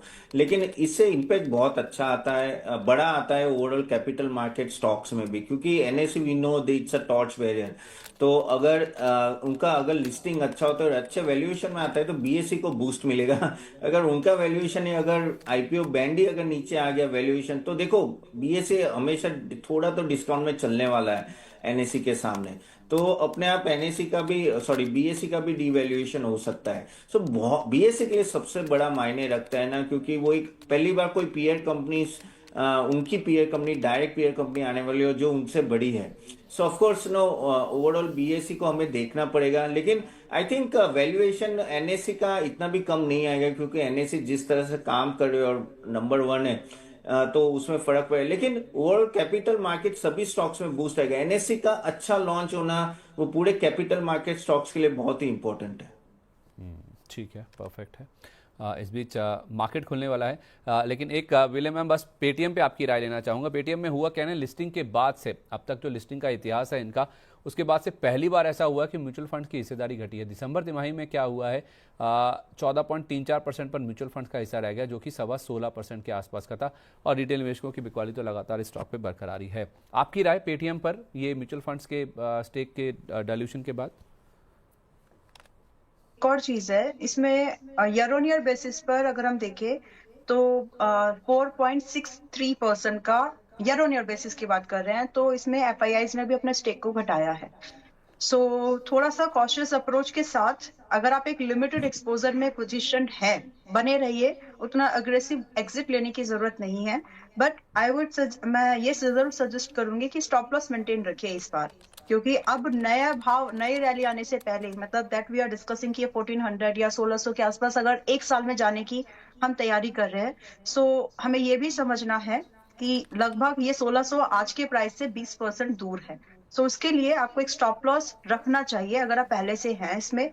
और अगर फ्रेश बाइंग के विचार करें तो थोड़ा सा रुक जाइए, ताकि एक दो दिन इसमें जो भी सेटलमेंट होना है, मतलब एक रेंज है मेरी नजर में, तो 1230 रुपए का स्टॉप लॉस मेंटेन करके इसमें है तो बने रह सकते हैं। आना चाहते हैं तो भी आ सकते हैं, लेकिन स्टॉप लॉस इससे नीचे ना रखें। उसका रीजन ये है कि इसके ट्रेंड का स्टॉप लॉस है ये, और अगर इसको यही ट्रेंड इन सेंटिमेंट्स के साथ भी कंटिन्यू करना है तो इसको ये सपोर्ट नहीं तोड़ना चाहिए, सिंपल। क्योंकि प्राइस बहुत कुछ कहता है और उसी चीज को लेकर के, एक्चुअली प्राइस सब कुछ कहता है, तो उसी चीज को लेकर के हम लोग 1230 का स्टॉप लॉस मेंटेन करके चल सकते हैं इसमें। चलिए ठीक है। इस बीच आपको बता दें कि बाजार की ओपनिंग हो चुकी है। जैसा हम एक्सपेक्ट कर रहे थे कि 60-70 पॉइंट के आसपास की बढ़त होगी, वैसे ही कुछ 65-70 पॉइंट के आसपास के हमने गेंस देखे हैं निफ्टी पर। अभी आप देखेंगे तो आपको करीब करीब 25 पॉइंट के आसपास की बढ़त नजर आएगी। तो गैप अप ओपनिंग हुई जैसा हम एक्सपेक्ट कर रहे थे इंडियन मार्केट्स में। 25,700 के ऊपर निफ्टी एक बार गया भी था। अभी 25,690 के आसपास के लेवल्स फिलहाल देखने को मिल रहे हैं। लेकिन हाँ, ये बात ज़रूर है कि पॉजिटिव टोन के साथ आखिरी कारोबारी सत्र होने के बावजूद, और 2 दिन की छुट्टी है, 2 दिन का वीकेंड है, उससे पहले हम देख रहे हैं कि मार्केट्स में फिलहाल कुछ पॉजिटिव ट्रेड्स साफ तौर पे देखने को मिल रहे हैं। जल्दी से देखिए इन्फोसिस, वहां पर किस तरह का रुझान है, जिसका एडीआर 10% उछला था नंबर्स के बाद। क्या उतना ही उत्साह स्टॉक में भी फिलहाल देखने को मिल रहा है, ये देखना बहुत इंपॉर्टेंट होगा। और उसके साथ साथ जो बाकी स्टॉक्स हैं, 4% के आसपास का आपको, आप देखिए, आपको इन्फोसिस के स्टॉक में फिलहाल नजर आएगा। और बाकी अगर आप आईटी स्टॉक्स की बात करेंगे ना, तो इन्फोसिस तो 4% ऊपर है। टेक महिंद्रा में देखिए 2.5% का अप मूव है। विप्रो में 2-2.25% की तेजी है। एलटीआई माइंट्री 2% ऊपर है। परसिस्टेंट में 0.25% का जंप है। कोफोर्ज 1.5% ऊपर है। हालांकि एलटीटीएस यानी कि एलएनटी टेक जिसके नंबर्स आए हैं, इसका भी रिएक्शन आज आपको देखने को मिलेगा। ये नंबर्स बाजार ने पसंद नहीं किए हैं और 3.5% के आसपास का फॉल आपको एलटीटीएस के स्टॉक में फिलहाल दिखेगा। तो नंबर्स ठीक नहीं है एलटीटीएस के, उसका इंपैक्ट आप देखिए नेगेटिव साइड पे दिख रहा है। और इन्फोसिस के स्टॉक में आप देखिए 4% के आसपास की मजबूती। और बाकी ज़्यादातर जो आईटी सेक्टर के स्टॉक्स हैं उनमें हम देख रहे हैं कि आज पॉजिटिव कारोबार हो रहा है। एक ही अपवाद है एचसीएल टेक, जहां पे आप देखिए अभी भी फ्लैट कारोबार है। और टाटा कंसल्टेंसी यानी कि टीसीएस, यहाँ पे भी करीब 0.5% के आसपास की कमजोरी है। तो इन्फोसिस के नंबर्स में जो पॉजिटिव्स आए हैं, इन्फोसिस तो उससे पॉजिटिवली रिएक्ट कर रहा है, लेकिन उसका जो रिफ्लेक्शन है वो एचसीएल टेक और उसके साथ साथ जो टीसीएस के स्टॉक्स हैं ना, उनमें फिलहाल नहीं देखने को मिल रहा है। तो ये एक दिक्कत की बात है। लेकिन हाँ, मिड कैप आईटी स्टॉक्स और उसके साथ साथ आप देखिए जो Tech Mahindra, Wipro, LTI Mindtree, Persistent, इनमें ज़रूर हम देख रहे हैं कि पॉजिटिव साइड पर इसका एक्शन आज के सेशन में देखने को मिल रहा है। तपन सर, आईटी में आपकी टॉपिक्स? नहीं, आईटी में still I go with mid cap ITs, क्योंकि I am not at all bullish on large caps जो टीसीएस, इन्फोसिस, विप्रो और इन सब की अगर बात करें। अगर जाना है तो I think Coforge and persistent, जहां आप सस्टेनेबल ग्रोथ देख रहे हैं, आप देखें तो अच्छा खासा ऑलमोस्ट मिड-30s में ग्रोथ देख रहे हैं और प्रॉफिटेबिलिटी भी अच्छे, मैं उनके साथ ही जाऊंगा। हाँ, वैल्यूएशन डबल है। अगर आप देखो तो इन सब का लार्ज कैप और इन सब मिड कैप आईटी का देखें तो डबल वैल्यूएशन, लेकिन मार्केट विल ऑलवेज रिवॉर्ड जहाँ ग्रोथ है। इनके प्रोडक्ट्स भी अगर आप देखो नीश एरिया में है, कंपैरेटिवली एआई प्रोन है, और नो उनका इतना बड़ा बेस भी नहीं है कि उनको इतना इम्पैक्ट आएगा। सो आई थिंक अगर जाना भी ओवरऑल, तो मैं देखो honestly I am not too much positive for IT for next 1.5 year. लेकिन अगर किसी को भी कंपलसरी जाना है, I think Coforge and Persistent are the 2 stock जो आप एक धीरे धीरे एसआईपी मैनर में ले सकते हैं, और कंपेरेटिवली यहाँ से लॉन्ग भी थोड़ा मीडियम टर्म में आप जा सकते हैं। मैम 50 पॉइंट के आसपास की बढ़त है निफ्टी में अभी भी। आप स्ट्रैटेजी में कुछ कहने वाली थी कि मैं अपडेट करूंगी, कुछ है अपडेट आपके पास? 25,700 का put, monthly expiry Jain series 130 का मिल रहा है अभी हमको, और 20 जनवरी यानी वीकली एक्सपायरी 25,700 का कॉल हमें 150 के आसपास में मिल रहा है। सो इन एंड ऑल अगर हम देखेंगे तो कॉस्टिंग हमारी यहाँ पर 130 प्लस 150 हम इसको लेके चलेंगे, क्लोज टू 280 की कॉस्ट मिल रही है संदीप जी। और यहाँ पर ये ट्रेड इनिशिएट किया जा सकता है 280 की कॉस्ट पर। हमको लगभग पहला टारगेट 350 पॉइंट्स, यानी आप समझ के चले कि 70 से 80 पॉइंट का फर्स्ट टारगेट बनेगा, एंड फ्रॉम देयर एक टोटल जो हमको यहाँ पर मिल सकता है आराम से 500 तक, यानी हम पे कर रहे हैं 280, लेकिन एक समय ऐसा आ जाएगा जहां पर हमको इन दोनों का टोटल 500 के आसपास दिखने लगेगा। So that is our final target, जो जब हम चाहें तो बुक कर सकते हैं। अब इसमें स्टॉप लॉस कैसे डिफाइन करना है, जो लोग पहली बार इस तरह के ट्रेड को कर रहे हैं, मार्केट जब भी वॉलेटाइल है तो आप इस तरह की स्ट्रेटेजीज को यूज कर सकते हैं अगर प्रीमियम बहुत ज्यादा एक्सपेंसिव ना हो तो, और ये इंडिया विक्स वगैरह से आपको पता चल जाता है। नाउ अब अब आप यहाँ पर जो भी आपकी स्ट्रेटेजी है सेम क्वांटिटी में बाय करना है। It's a kind of a spread, लेकिन आपने इसको स्ट्रैडल में स्प्रेड में कन्वर्जन किया है, कभी मौका मिलेगा तो एक्सप्लेन करेंगे, बट अभी के लिए दैट इज द कॉस्ट जो 280 आप पे कर रहे हो। Maximum loss that you got to take in this trade, safer side, that is 150 points in net. तो टारगेट आपको मिल जाएगा वहां पर हाफ बुक करके, उसमें फिर आप अपनी कॉस्ट के पास में इसको होल्ड करके रख सकते हैं। वेरी लाइकली है कि ये प्रॉफिट दे जाएगा। अगर मैं शो में रही तो मैं आपको अपडेट कर दूंगी, अगर नहीं तो व्हाट्सएप पर भी अपडेट करके कोई एडजस्टमेंट लगेगा तो वो बता दिया जाएगा। सो दैट्स द व्यू, आप लोग चाहे तो इसको इनिशिएट कर सकते हैं। It's a safer trade considering the current market condition. ठीक है, परफेक्ट है। इन लेवल्स को आई होप आपने नोट कर लिया होगा। चलिए हम बढ़ते हैं हॉट स्टॉक्स की तरफ। कुछ ऐसे शेयरों की बात कर रहे हैं जो ज़्यादा एक्शन में है और आपके शेयरों के आपके सवालों के जवाब भी देते हैं। आप कुछ अपडेट करना चाह रही हैं? हाँ जी, while we are discussing, PNB का 130 रुपए का टारगेट हिट हो गया है, तो अगर किसी को बुक करना है कर सकते हैं, बट अगर आप होल्ड करना चाहते हैं फर्दर, क्योंकि और भी टारगेट्स दिए थे मैंने 145 का एंड 155 के टारगेट्स दिए हैं अप टू फॉर नेक्स्ट, क्योंकि 2 टारगेट्स हो चुके हैं अभी। अगर आपको और होल्ड करना है तो अब आपका नजरिया आज से 3 महीने से 6 महीने का होना चाहिए, अगर आप 145 और 155 को भी टारगेट कर रहे हैं तो। And for that you should trail your stop loss at 120। 120 पर ट्रेलिंग ला करके, पहले 110 था, अब 105 था पहले, अभी 110 120 पर 120 पर ट्रेलिंग लगा करके अब 145 एंड 155 का वेट कर सकते हैं। 3 to 6 मंथ का नजरिया है यहाँ से अब। ओके, ठीक है, परफेक्ट है। तो 130 का पहला टारगेट अचीव हो चुका है। बाकी टारगेट्स के लिए आप चाहें तो अभी भी इस स्टॉक में बने रह सकते हैं। हम बढ़ते हैं हॉट स्टॉक्स की तरफ।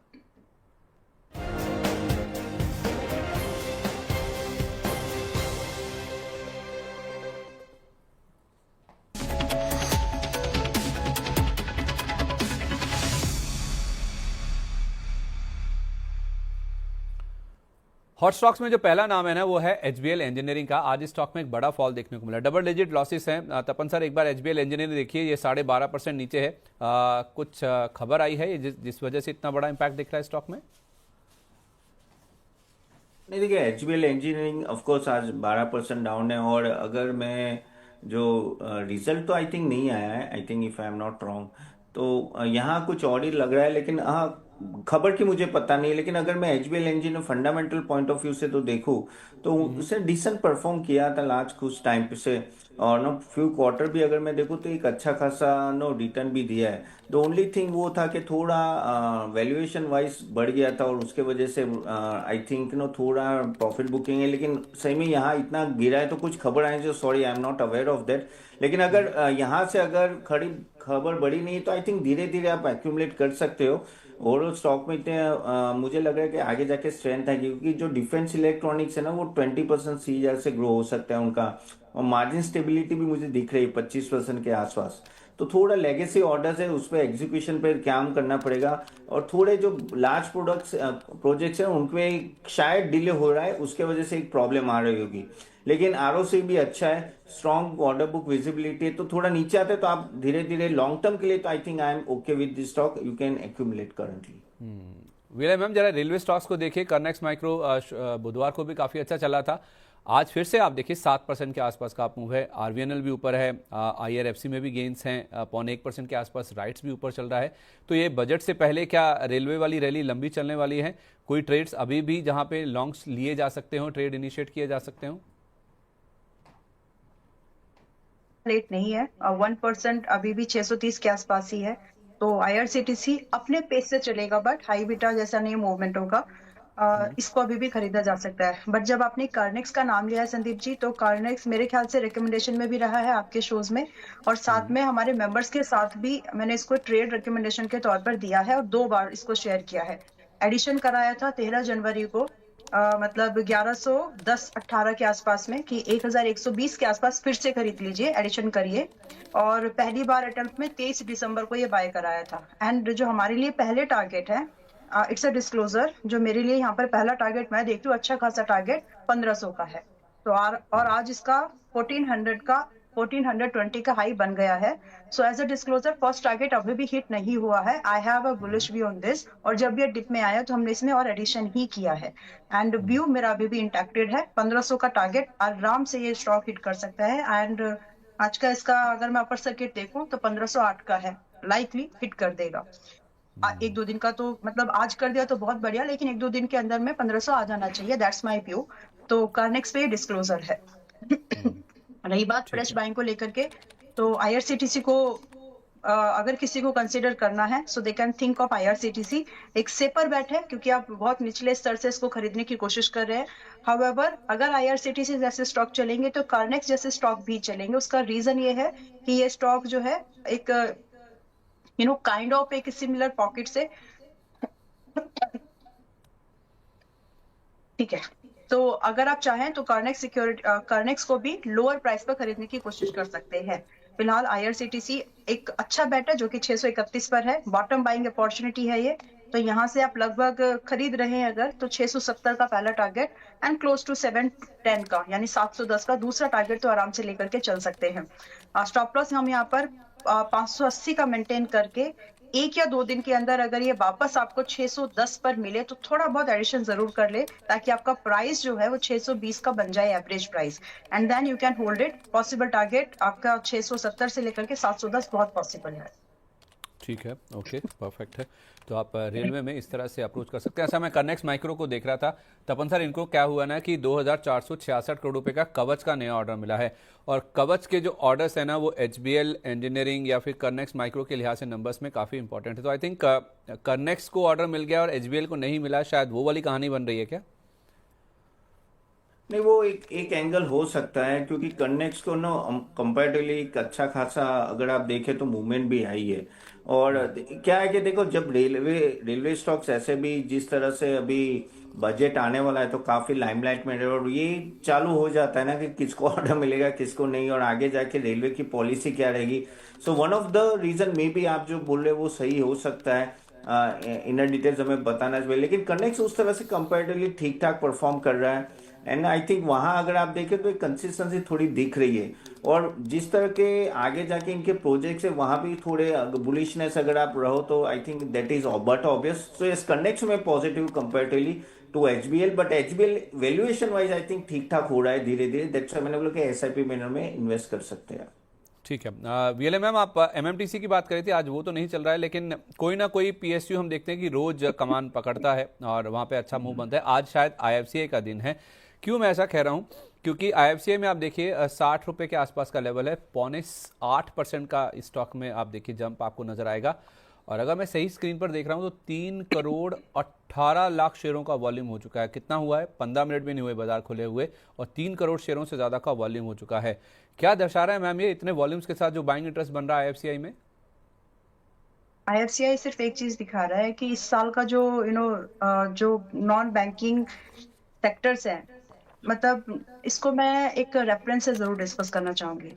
देखिए, अभी लोन सस्ते हुए हैं, ठीक है, लेकिन फिर भी कोर बैंकिंग में उतना लिक्विडिटी का थोड़ा सा कंसर्न है। एंड ये भी दिखा रहा है कि जो जो सब्सिडीज गवर्नमेंट की कुछ ना कुछ प्रोजेक्ट्स को लेकर के, जो PLI स्कीम से या जो डायरेक्ट सब्सिडीज थी, कुछ करेक्शन होगा संदीप जी। अब कहाँ होगा वो मैं पॉइंट नहीं कर पा रही हूँ कि किस चीज पर ये जाकर के रुकेगा, लेकिन कुछ पॉकेट से, कुछ प्रोजेक्ट से सब्सिडीज घटेंगी। अब उन चीजों को लेकर के जो माइक्रो फाइनेंसिंग वाला, जो लेंडिंग वाला जो कॉन्सेप्ट आ जाता है, तो वहां पर वो डिमांड बढ़ेगी। साथ में जबकि ये स्टॉक अगर आप देखेंगे तो फाइनेंशियल्स इसके बहुत अच्छे हैं, बट उन financial, excuse me, I am under weather, तो थोड़ा सा गले में इरिटेशन है, सो कोई प्लीज बात नहीं, bear with me. Thank no you. Worries, कोई दिक्कत तो नहीं है। Financial, thanks. फाइनेंशियल जो है बेटर है, बट स्टिल ये स्टॉक अपने सेक्टर से 3 गुना मल्टीपल पर, 4 गुना पर मल्टीपल्स पर है। डिस्पाइट ऑफ दैट, ये चीज को जज करते हुए मुझे बहुत अच्छे से याद है, आईएफसीआई आपके शो पर भी और दूसरे शोज में भी और अपने मेंबर्स को भी मैंने रिकमेंडेशन के तौर पर 52 पर दिया है, जिसमें कि पहला टारगेट 60 रुपए का था और वो हिट हुआ। अभी भी इसमें अगर आप एक पोजीशन बाइंग के बारे में अपॉर्चुनिटी ढूंढ रहे हैं, it's really not too late according to me, because further हमारे लिए पहला टारगेट हो चुका है, इट्स अ डिस्क्लोजर, जो भी दिया था 60 रुपए का फर्स्ट टारगेट था, बट इसके बाद कुछ एक्सटेंडेड टारगेट्स के भी डिस्कशन हुए थे, जो कि swing trade, mid term trade के पॉइंट ऑफ व्यू से हिट होने चाहिए और बहुत लाइकली कि हो जाए। So if you are still holding it, keep on holding. If you are looking for a fresh buying, it is the time, आप कर सकते हैं आराम से। यहाँ पर जो इसका फर्स्ट टारगेट बनेगा 67 का, एक आराम से एक पहला टारगेट, विच इज लाइकली 10 से 12% फ्रॉम दिस पॉइंट, और फिर दूसरा टारगेट आप 75 का यहाँ पर लेकर के 90 के लिए भी, एक अच्छे जंप के लिए भी आप होल्ड करके रख सकते हैं। नजरिया 2 क्वार्टर्स का रखिए, जल्दी हो जाएगा, लग तो ये रहा है, लेकिन 2 क्वार्टर्स का नजरिया फिर भी रख करके चले। स्टॉप लॉस यहाँ पर 90। जो आपको मेंटेन करने हो क्या? हाँ जी। हाँ सॉरी, प्लीज आप स्टॉप लॉस बताइए पहले। यस, जो स्टॉप लॉस मेंटेन करना है स्ट्रिक्टली विद नो नो कि करे कि क्या करे वाला सिचुएशन नहीं रखना बाद में, बिकॉज अगर इसको चलना है तो 51 रुपए के स्टॉप लॉस से ये चलना चाहिए। So this is the view, जिसमें कि फ्रेश बाइंग का भी है, जो होल्ड कर रहे हैं वो अभी भी होल्ड करके चल सकते हैं। एंड 67, 75 एंड 80 के आसपास के ये 3 टारगेट बिल्कुल पॉसिबल है, और एक्सटेंडेड रैली आप 90 तक देख पाएंगे। तो आप कह रही हैं कि खोने के लिए 9 रुपए हैं और पाने के लिए 30 रुपए, 90 रुपए का टारगेट, मतलब 50% की अपसाइड की बात कर रही हैं आप। एग्जैक्टली और 2 क्वार्टर का समय दीजिए, और मैं 2 क्वार्टर की बात कर रही हूँ, but I don't think so that it gonna take 2 quarters. चलिए, तो 90 रुपए का टारगेट आईएफसीआई में, 51 रुपए का स्टॉप लॉस लगा के अगर आप 2 क्वार्टर होल्ड करें तो आपको ये लेवल्स आते हुए नजर आ जाएंगे। इस बीच एक बार ना एंजल वन दिखाइए, नंबर्स का इंपैक्ट आपको दिखेगा। जब मैंने लास्ट देखा था 4% के आसपास का आपको था, अभी आप देखिए 12 लाख शेयरों से ज़्यादा का वॉल्यूम हो चुका है, और स्टॉक में आप देखिए एज एक्सपेक्टेड, जैसे मैंने कहा नंबर्स उतने खराब नहीं जितना पिछले क्वार्टर में हमने देखे थे। 7% का बड़ा जंप है जो कि एंजल वन के स्टॉक में देखने को मिल रहा है। तो आई थिंक एंजल वन पे मैम आपका जो पहला टारगेट आपने दिया था 2630 रुपये का, वो तो अचीव हो गया। Yes, thank you. और आपके बट इट्स नॉट लाइक कि आपके शोज में भी संदीप जी ये स्टॉक आया था पिछले 2-4 दिनों पहले में, जब भी हम लोग जुड़े होंगे या कोई बट मनी नाइन के मेंबर्स को भी ये व्यू मिला, एंड आई होप कि उन्होंने प्रॉफिट उसको देखा होगा, अगर सीरियसली लिया होगा तो। And they are in profit, like 10-12% का प्रॉफिट है सिंस जहां से मैंने रिकमेंड किया है, मतलब तो अच्छा खासा प्रॉफिट है ये। आप चाहें तो बुक कर सकते हैं, थोड़ा सा बुक कर लीजिए, बट ये चलेगा अभी। इसका जो 3000 रुपए का जो अगला टारगेट है, 2800 का एक लेवल है, 2829 समथिंग, बट 3000 की रैली इसमें दिखती है बहुत आसान। मेरा सवाल ना, चलिए आपको मुबारकबाद तो है ही है, जिन्होंने आपके कहने पर सुन के लिया है वो तो एंजॉय कर ही रहे हैं, उनको भी मुबारकबाद है। लेकिन मैम मेरा सवाल है 2150 रुपये को लेकर, जो आपने स्टॉप लॉस बताया था, उसके साथ कोई छेड़छाड़ या फिर कोई रिवीजन करना है? आप उसको थोड़ा अभी आप ऊपर ला सकते हैं, ताकि आपका रिस्क कम हो जाए।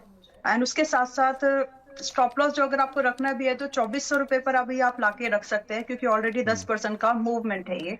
तो ठीक नाउ है, you can trail your stop loss at 2400।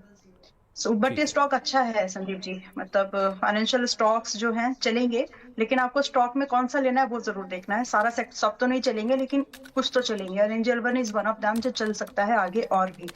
तो यस। परफेक्ट है, ठीक है। तपन सर, एक बार एएमसी स्टॉक्स पे आपकी राय दीजिए। जो आईसीआईसीआई प्रुडेंशियल एएमसी के नंबर्स आए हैं ना, उसके बाद वो स्टॉक तो चल ही रहा है, उससे ज़्यादा उत्साहित एचडीएफसी एएमसी नज़र आ रहा है। तो ये जो नंबर्स आए हैं, और हमने लेटेस्ट जो ये एमपी का डेटा देखा था जिसमें 31,000 करोड़ से ज़्यादा का एसआईपी का नंबर पहुंच गया है, उसके बाद आपका इस पूरे स्पेस को लेकर क्या व्यू है सर, और आपकी टॉप पिक्स एएमसी में? I think AMC is a much better place compared to broking business and all that. I think दो चीज आप अगर कैपिटल मार्केट में जाना है, ऑफ कोर्स मैं लॉन्ग टर्म बोल रहा हूँ, 3 4 5 साल जहाँ आपको इतना जान देंगे नहीं तो भी चलेंगे, वो है एक तो प्लेटफॉर्म बिजनेसेस, दूसरा एक एएमसी और एक है वेल्थ मैनेजमेंट। ये तीन आई थिंक ये कोर रहेंगे आगे जाके, क्योंकि एएमसी एक एन्युइटी टाइप बिजनेस है जहां ठीक है एक्सचेंज रेशियो ऊपर नीचे होगा, लेकिन सामने उनका आपका वॉल्यूम बढ़ने वाला है, तो उसके वजह से इनको प्रॉब्लम नहीं आनी चाहिए। तो एएमसी में ऑफ कोर्स मेरा अगर टॉपिक है तो valuation wise I think Nippon AMC is a good. Canada अभी भी इतना वैल्यूएशन में हाई नहीं है, तो कैनेडा भी एएमसी भी आप नजर में रखिए, आई थिंक वो भी एक अच्छा पिक हो सकता है। प्लेटफॉर्म बिजनेस भी मैंने जैसे बोला ना कि आगे जाके इनका वॉल्यूम बहुत ही अच्छा होगा, क्योंकि देखो कैपिटल मार्केट इतना बड़ा सेगमेंट है, यू हैव टू बी पैरी यानी चूज करना पड़ेगा आपको। तो यहाँ मुझे बीएससी हो या एम6 हो वो भी बहुत अच्छे लग रहे कंपेरेटिवली। और वेल्थ मैनेजमेंट में अगर देखें तो आनंद राठी है, 360 वैम है, वो भी एक अच्छे, जहां आपको मुझे लगता नहीं कि इतनी दिक्कत आनी चाहिए। और एएमसी बिजनेस में जिस तरह से एम्फी डेटा और आगे जाके भी जैसे थोड़ा मार्केट ये ऑल टाइम हाई क्रॉस होगा ना, आई थिंक म्यूचुअल फंड में फ्लो बहुत अच्छा रहेगा। तो एएमसी में आई थिंक मैंने पिक ऑलरेडी दे दी, उस पर ध्यान रखिए आप। ठीक है, परफेक्ट है। अब बढ़ते हैं दर्शकों के सवालों की तरफ जो काफ़ी पेशेंटली वेट कर रहे हैं, क्योंकि कुछ स्टॉक्स डिस्कस करना बहुत इंपॉर्टेंट था जो ज़्यादा लाइमलाइट में है, जिनमें नतीजों का इंपैक्ट है या फिर खबरों के चलते लाइमलाइट में है। सबसे पहले जय गोविंद सिंह जी हमारे प्राइम मेंबर हैं, कह रहे हैं गुड मॉर्निंग सर। अच्छा, इन्होंने सवाल तो नहीं भेजा। प्रीतम सिंह जी ने पहला सवाल भेजा है, कह रहे हैं कि एनएचपीसी मेरे पास 88 रुपये के रेट पर है और विद्या वायर्स मेरे पास 52 रुपये पर है। तपन सर, आप विद्या वायर को एड्रेस कर दीजिए, हाल का आईपीओ वाला स्टॉक है ये। मैं एनएचपीसी फिर वीएलए मैम से पूछता हूँ कि विद्या वायर में क्या करें अगर 52 रुपये पे मिला है तो। नहीं, विद्या वायर की मैं बात कहूँ तो मैं इस स्टॉक में इतना पॉजिटिव नहीं है। आई थिंक पहले भी क्वेश्चन आया था, क्योंकि अगर फाइनेंशियल्स देखे ना तो वो अभी आपको इतना कुछ खास दिखाते नहीं, लेकिन ये बिजनेस है ना थोड़ा साइक्लिकल है, और इनका जो मैनेजमेंट कमेंट्री थी काफी हद तक नो इंफ्रा पे डिपेंडेंट है, और मुझे यहाँ थोड़ा आई एम नॉट गेटिंग कंफर्ट। तो मैं इनको अगर उनके पास है तो मैं निकलने की सलाह दूंगा, क्योंकि आई थिंक बहुत बेटर सेक्टर्स है वहां आप बेटर एंटर कर सकते हैं। मैं लॉन्ग टर्म के लिए बोल रहा हूँ, so I am not too much positive Vidya wires. NHPC ma'am, अगर किसी ने 88 पे लिया उनको क्या राय देंगी आप? ऑलराइट, आईसीआईसी एएमसी पर अपडेट देना है Sandeep ji after reviewing this stock. और 88 पर लिया है, सो ही इज लाइक 11-12% के लॉस पर ये भी है। सो सी, अगर आपका नजरिया सिर्फ बजट वाला नहीं था, then hold this is something that you can hold in your portfolio, but आपको फिलहाल एवरेज करने की जरूरत पड़ेगी। It is likely to touch 77। If अगर वो टच करता है तो वहां पर थोड़ा बहुत एडिशन करिए एंड होल्ड योर पोजीशन। इसमें आप स्टॉप लॉस रख लीजिए 75.50, which is more than enough to valuation wise सब चीजों को देखते हुए 75 रुपए 50 पैसे का स्टॉप लॉस इनफ है to chase 87 as a first target. आपकी बाइंग 88 की है, बट टारगेट वही है पॉसिबली कि पहला टारगेट आपको 87 का आएगा। उसके बाद स्ट्रेटेजिकली आप ट्रेलिंग यूज करें, 80 रुपए का ट्रेलिंग लगा करके, then you can wait for another target 93 and 100। तो 3 लेवल्स पर आपको इसमें नजरिया बना करके रखना है। एंड जो आपका नजरिया होना भी चाहिए, कम से कम 2 क्वार्टर्स का ये व्यू लेकर के चले। अब इन 2 क्वार्टर में आपको पहला टारगेट मिले तो आप ट्रेल कर लें जब तक कि आपकी ट्रेलिंग ना कटे, लेकिन अगर आपको बाय चांस स्टॉप लॉस मिल रहा है तो उसकी रेस्पेक्ट जरूर करिएगा, because then there is something जो मार्केट को पसंद नहीं आ रही है, चाहे वो वैल्यूएशन हो या फिर प्राइस हो, तो या फिर गवर्नमेंट की जो भी इट्स अ पीएसयू, तो जो भी गवर्नमेंट की कमेंट्री आ रही है या फिर जो प्रोजेक्शन आ रही है, अब जो उनका आउटलुक आ रहा है सेक्टर को लेकर के, अगर वो कुछ भी अलग रहा तो फिर शायद मार्केट उसको कॉन्ट्रा में लेकर के जाएगी। तो स्टॉप लॉस टारगेट के साथ आप जो बताए उनको होल्ड कर सकते हैं फिलहाल के लिए। इट्स अ गुड पिक अगर आपको इन्वेस्टमेंट के लिए देखना है, तो सीरियस इन्वेस्टमेंट के तौर पर देखना है तो। And now Sandeep ji, ICICI AMC 2850 का पहला टारगेट हिट हो गया, और जो हम लोगों ने डिस्कस किया था कि 2500 का ट्रेलिंग लगा करके रख लीजिए। और ये बातचीत हमारी मेरे ख्याल से 25 दिसंबर के बाद हुई थी, जब ये आया था। तो 25 दिसंबर के बाद वाले जितने भी लोग हैं जिन्होंने उस समय भी खरीदा, तो उनको भी, और जिनको आईपीओ में मिला आपको भी बहुत बहुत मुबारक, आप अच्छे खासे गेन पर हो। सो अभी अगर किसी को बुक करना है थोड़ा बहुत प्रॉफिट तो कर सकते हैं, एक पार्शियल प्रॉफिट बुकिंग, अगर आपका स्विंग ट्रेड का ही नजरिया नहीं था तो। Otherwise it's a portfolio stock, if you want to keep you can. ठीक है, ओके। तो जो चाहे थोड़ा सा मुनाफा वसूली कर सकते हैं। ऐसे पोटेंशियल की जहाँ तक बात है, आज नंबर्स का इम्पैक्ट है, 4% के आसपास की तेज़ी इसमें है। और एचडीएफसी एएमसी में भी हम देख रहे हैं कि इन नंबर्स के चलते काफ़ी अच्छा एक्शन आज के सेशन में बनता हुआ दिख रहा है। तो ये भी स्टॉक एक बार हाँ आप देख लीजिए, अभी भी करीब 5-5.25% के आसपास की तेज़ी है। तो एएमसी स्टॉक्स में हम देख रहे हैं कि आईसीआईसी पोटेंशियल एएमसी के नंबर्स के बाद आज दमदार एक्शन बनता हुआ नजर आ रहा है। तपन सर एक बार मिंडा कॉप देखिए और सुप्रजीत इंजीनियरिंग, ये दोनों ही ऑटो एंसिलरी स्पेस की कंपनीज हैं। फिरोज अहमद जी हमारे प्राइम मेंबर है, कह रहे हैं कि इनके बारे में थोड़ा व्यू दिला दीजिए, आप व्यू दे दीजिए सर, इस दोनों स्टॉक्स पे क्या करना चाहिए अगर कोई फ्रेश खरीदने के बारे में सोच रहा है तो। नहीं देखो, मिंडा कॉप तो ऑफ कोर्स नो अच्छा परफॉर्म किया है, और नो जिस तरह से ऑटो एंसिलरी कंपनीज चल रही है, I think they will have a margin expansion, क्योंकि उनकी ऑपरेटिंग लीवरेज पे वो लोग कंट्रोल करना चाहते हैं। ओवरऑल मुझे लग रहा है कि आगे जाके भी नो 15 to 20% ग्रोथ आना चाहिए ईवी और इलेक्ट्रॉनिक्स में, नो क्योंकि उनके स्पेयर पार्ट अच्छे खासे जाए, आई थिंक वहाँ भी डिमांड अच्छी है और डाइवर्सिफिकेशन भी अच्छा है। ओवरऑल कैपेक्स इंटेंसिटी थोड़ी ज़्यादा है, तो हमें थोड़ा उनके इंटरेस्ट कॉस्ट पे देखना पड़ेगा, लेकिन ROC and all that is quite good. So yes, I am quite bullish on Minda. तो मुंडा अगर आपको मिलता है तो ऑफ कोर्स आज आज अराउंड नो 569 के पास है, लेकिन ये स्टॉक अराउंड 540 के आसपास मिले ना, आई think this will be a good entry level, जो आप थोड़ा लॉन्ग टर्म रखें, ये में अच्छा रिजल्ट दे सकते हैं। और आई थिंक दूसरा था सुप्रजीत, नो सुप्रजीत इंजीनियरिंग, हाँ सुप्रजीत इंजीनियरिंग। अभी ये भी अगर आप स्टॉक देखें ना, तो एक अच्छा खासा धीरे धीरे रिकवरी आ रही है, लेकिन सेम एज मिंडा, क्योंकि ऑटो इनसे बिजनेस चलेंगे, इसका थोड़ा प्रॉफिटेबिलिटी में वॉलेटिलिटी ज़्यादा है। तो अगर आप पूछेंगे दोनों में से कौन सा है, तो मैं मिंडा को अब ज़्यादा प्रीफर करूंगा। अगर ये चाहे तो ले सकते हैं, लेकिन थोड़ा आई थिंक वेट कर ले, 10% डाउन आते हैं तभी ले। अदरवाइज चाहे तो बेटर है मिंडा कॉप में जाए, वो बेटर रहेगा उनके लिए। ठीक है, ओके, परफेक्ट है। सुशील जी हमारे प्राइम मेंबर है, कह रहे हैं good morning Sandeep ji, it's a very hard job to sit in tie and suit at 8:30 AM in winters, hats off to you. हाँ सर, विंटर वाला मैं जरूर एक बात चीज़ समझ सकता हूँ, क्योंकि तपन सर भी आपके सामने देखिए सुसज्जित हैं, वो भी टाई लगाकर और जैकेट पहनकर ही हमारे साथ बैठे हैं। तो बस ये वाली बात है कि हाँ इस सर्दी में आना, और सर जिस तरह का कोहरा यहाँ पे है इस समय, जो फॉगी माहौल है यहाँ पे, विंटर सीजन पीक पर है दिल्ली एनसीआर में, और प्लस उसके साथ साथ पॉल्यूशन, उस मामले में देखा जाए तो ज़रूर सर बहुत शुक्रिया आपका कंसिडर करने के लिए और ये कमेंट देने के लिए। तपन सर मैं तो आपको भी इस चीज़ को कॉम्प्लीमेंट करना चाहूँगा। मार्केट वाले जितने भी लोग हैं वो जल्दी उठते हैं और अपनी तैयारी करते हैं, और वीएलए मैम आपको भी इनके माध्यम से सुशील जी की वजह से ही मैं आपको कॉम्प्लीमेंट कर रहा हूँ। अच्छा, इनके पास एमक्योर फार्मा है। तपन सर एक बार देखिए 1578 पर एमक्योर फार्मा अगर किसी ने लिया है, कह रहे हैं कि क्या मैं और ऐड कर सकता हूं, और मैं इसमें टारगेट देख रहा हूं 1674 रुपए का। तो सर आपका व्यू क्या है, फार्मा में अगर किसी को रहना है तो एमक्योर फार्मा अच्छा बेट है?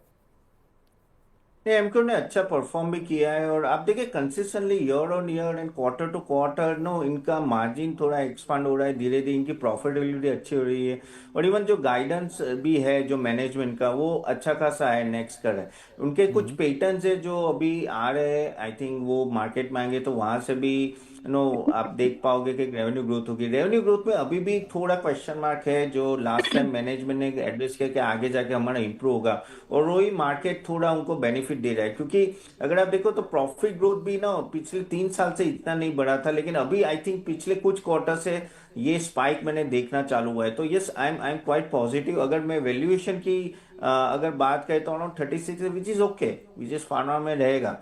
तो यस, इस लेवल से भी आपको धीरे धीरे एसआईपी मैनर में बिल्ड कीजिए। जिस तरह से कमेंट्री अगर उस तरह से जाए, तो यहाँ और भी चांसेस है कि ये अच्छा खासा मूव होगा यहाँ से भी ऊपर। अच्छा, ठीक है। अच्छा वीएलए मैम इसके साथ साथ ये पूछ रहे हैं कि CSB bank, Catholic senior bank, क्या इसमें 521 पे एंटर कर सकते हैं 574 या उससे ज्यादा के टारगेट के लिए?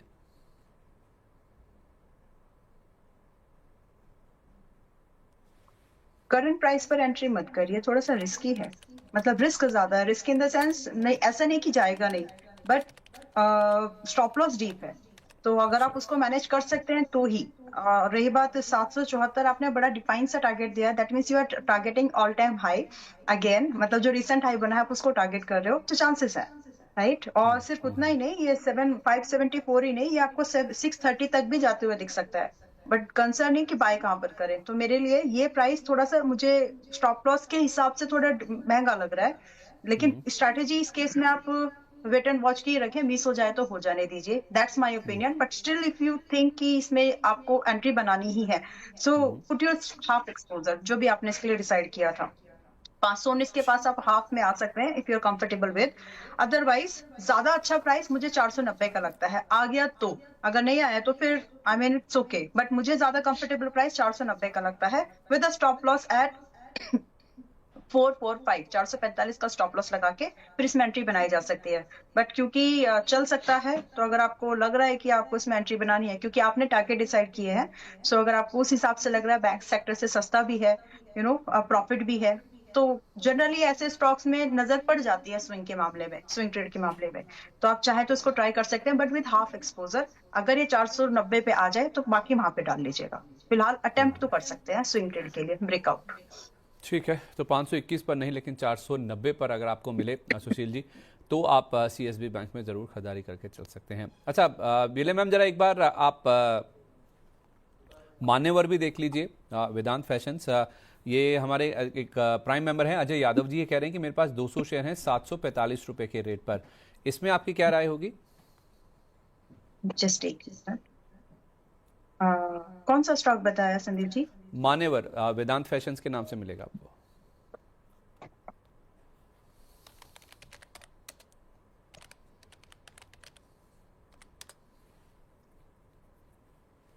और इनकी बाइंग कितनी की बताया इन्होंने? इनका लेवल है मैम 745 रुपए का। ओह ओके, ठीक है, बट ठीक नहीं है एक्चुअली, सेक्टर से भी महंगा है, प्रॉफिट भी नहीं है, और मैं सिर्फ इसमें वेट एंड वॉच की स्ट्रैटेजी को ही आप यूज करो, और अगले एक महीने के अंदर आपको जो मिले, चाहे वो टारगेट जो अभी हम शेयर करेंगे वो, या फिर जो स्टॉप लॉस जो आपको सजेस्ट किया जाए वो, जो मिले वो लेकर निकल जाएगा। There are some better pockets जो इससे बेटर उस समय में कर सकती है, जो रिकवरी के लिए आपको इसको देना पड़ेगा। So instead of waiting recovery in this, try to shift your amount, अपने वो पैसे को दूसरे काउंटर में आप शिफ्ट कर सकते हैं। बहुत सारे स्टॉक डिस्कस हुए in between the show, angel one is one of them. जो इसमें स्टॉप लॉस देखिए आपको मेंटेन कर लेना चाहिए, वो यहाँ पर मेरी नजर में इससे ज्यादा रखने की जरूरत नहीं है, वो है 515 का। हिट हो जाए तो छोड़ दीजिएगा, दूसरे काउंटर्स को देखे। एंड जो पॉसिबल टारगेट्स हैं अगले एक महीने से 3 महीने की नजर से, वो लगभग 580 और 620 के हैं। तो जो आपको मिले यहाँ पर, अभी आइडिया ये नहीं कि आपको अपना प्रॉफिट में कन्वर्ट करना है, रिकवरी टाइप से अभी ये, तो थोड़ा बहुत जो भी आपको मिले आप 580 और 620 का वेट तो कर सकते हैं विद स्टॉप लॉस एट 515। एंड कुछ और काउंटर सजेस्ट किए हैं, अगर आप उनको कंफर्टेबल हैं तो उनको भी देख सकते हैं, या फिर आपका एडवाइजर अगर आपको सजेस्ट करे तो। सो तो इनका एज ऑफ सवाल नाउ ये था, इनका सवाल ये था कि ये क्या बुक कर लें लॉस, तो आप कह रहे हैं कि एक बार 515 पे एक होप लगा लीजिए, स्टॉप लॉस लगा लीजिए, अगर वो लेवल नहीं टूटता है तो यस, फिर आपको शायद 580 रुपए तक के लेवल्स भी आते हुए नजर आ जाएंगे। तपन सर, एक बार महाराष्ट्र सीमलेस देखिए, अजय यादव जी के पास 200 शेयर इस स्टॉक के भी हैं, 675 रुपए पे इन्होंने लिए हुए हैं।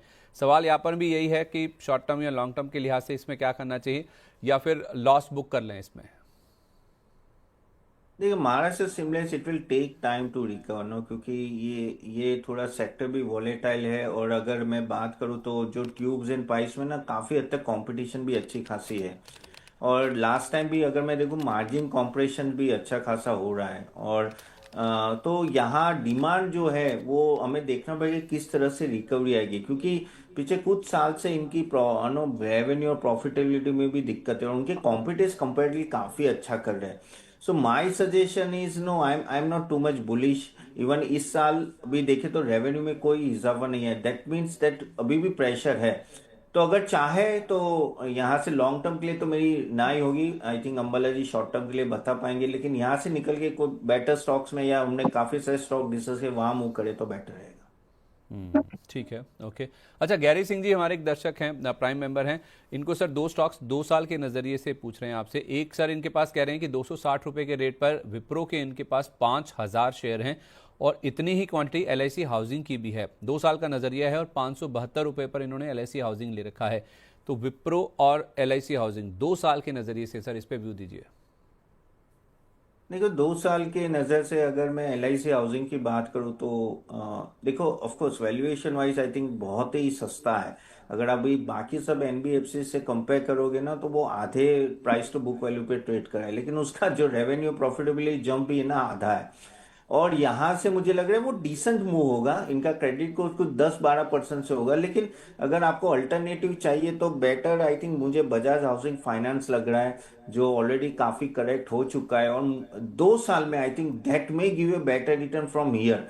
क्योंकि उनका अगर ग्रोथ देखो तो मैं 25-30% से ग्रोथ हो रहा है। I think last business updates भी आए थे, वो भी आई थिंक ठीक ठाक आए थे और काफी करेक्ट हो चुका है। तो अगर वहां देखे तो वैल्यूएशन अभी ठीक ठाक आ रहा है, तो वो एंटर कीजिए, वो दैट में गिव यू बेटर रिटर्न।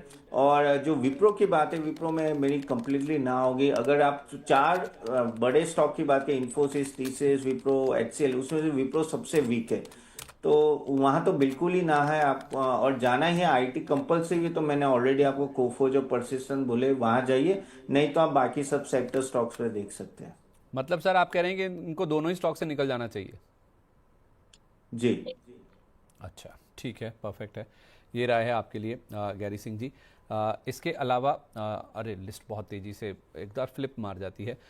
मेरे सामने जो अभी सवाल आया ना वो है कार्तिका जी का, कह रही कि जेएसडब्ल्यू सीमेंट के 100 शेयर हैं 140 रुपये पर, और गणेश कंज्यूमर भी हैं 50 शेयर हैं 300 रुपये के रेट पर, और एलजी इलेक्ट्रॉनिक्स भी हैं इनके पास 1200 रुपये पर। क्या करें, लॉन्ग टर्म का व्यू है या कहीं और इन्वेस्ट करें?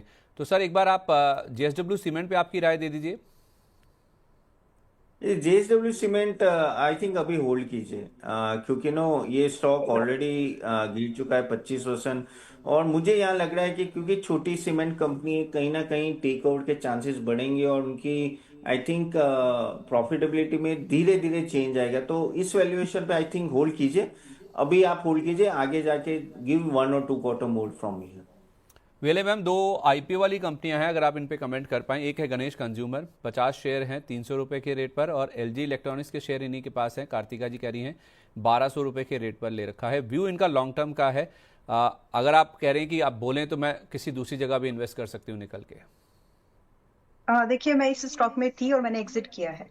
सो मैंने मेरे फंड्स को थोड़ा मेटल में, अपना पर्सनल मैं बता रही हूँ, मैंने मेटल्स में थोड़ा सा अपना वेटेज, इसका जो फंड था मेटल्स में शिफ्ट किया है।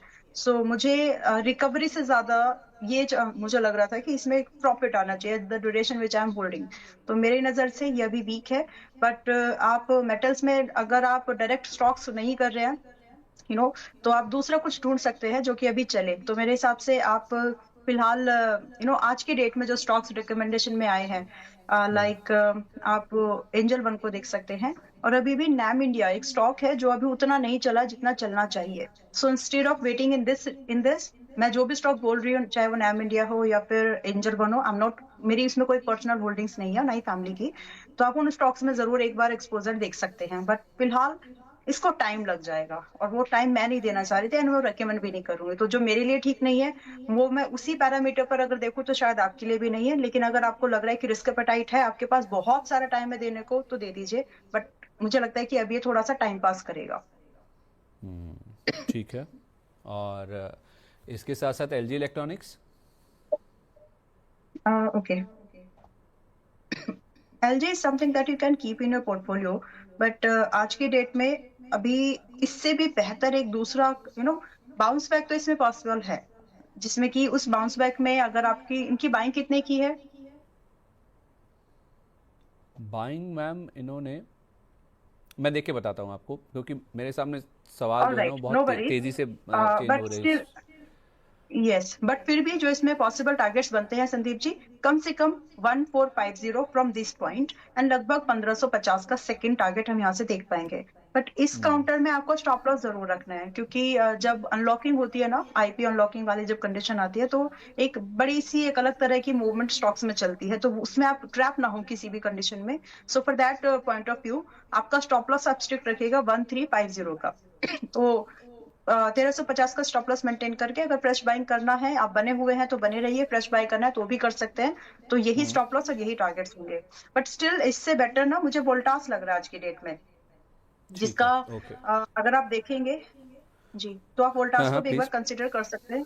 यस, अगर आप चाहें तो एक बार वोल्टास को देख सकते हैं। विच इज एज 1438 के आसपास में है। एक दो दिन तक ये आपको ना 1400 और 1440 के अंदर ही ट्रेड करते हुए दिखेगा। एंड फ्रॉम देयर मतलब अभी भी बाइंग रेंज में आई मीन टू से। एंड यहाँ से आपको कम से कम 1515 का पहला टारगेट और लगभग आपको 1600 रुपए के सेकंड टारगेट मिल सकता है। और जब ये मिले, चाहे आपको 3 महीने के अंदर मिले या 1 महीने के अंदर मिले, जब भी आपको टारगेट्स मिल जाए आप निकल भी जाइए, क्योंकि इसके बाद प्रॉफिट बुकिंग वगैरह होता है, तो उसको रोक के रखने का कोई फायदा नहीं है। अल्टीमेट मूवमेंट उतना ही होना होता है। तो फिलहाल अगर आप कंसीडर करना चाहें तो आज मार्केट क्लोज होते होते थोड़ा सा शायद ये और नीचे आ जाएगा। क्लोज होते होते अगर आपको 1410 के आसपास मिल जाए तो खरीदारी कर सकते हैं। डे एंड का थोड़ा सा वेट करिए, बाय द टाइम क्लोजिंग हो। अभी 1435 पर है, एक बार आना चाहिए 1410 के आसपास, वहां पर खरीदारी के बारे में सोच सकते हैं with the stop loss at 1350। और उसके अगेंस्ट में जो डिस्कस टारगेट्स हैं उनको चेस कर सकते हैं। ठीक है। इस बीच समीक्षा जैन जी कह रही हैं कि सर मैं इतनी बार पूछ चुकी हूँ, नुकसान जा रहा है, आप सवाल लेते क्यों नहीं हो। संदीप सर, एचबीएल इंजीनियरिंग का अंबाला मैम से आप पूछवाओ, 972 की खरीदिए। तो इस स्टॉक को हम ऑलरेडी डिस्कस कर चुके हैं, करनेक्स माइक्रो भी, एचबीएल इंजीनियरिंग भी। अगर आप हमारे साथ शो में थी तो आपको जरूर इसका जवाब मिल गया होगा। राजन पांडे जी इस बीच कह रहे हैं, तपन सर गोदावरी पावर देखिए, कह रहे हैं मैंने 155 रुपये पर ले रखा है जीपीआईएल, आपकी राय चाहिए। नहीं, गोदावरी पावर की बात करें तो ऑफ कोर्स आई थिंक धीरे धीरे यहाँ रिकवरी आ सकती है, क्योंकि जो प्रॉब्लम था अर्लियर कि जो पावर डिमांड के वो थोड़ा इशू था। और यहाँ अगर आप देखो तो वापस एक फ्लो आ सकता है, क्योंकि देखिए क्या हुआ था कि अगर फाइनेंशियल्स की भी बात करूँ तो इस बार भी यही होता है, लास्ट क्वार्टर में थोड़ा डीप आया था रेवेन्यू में इतना।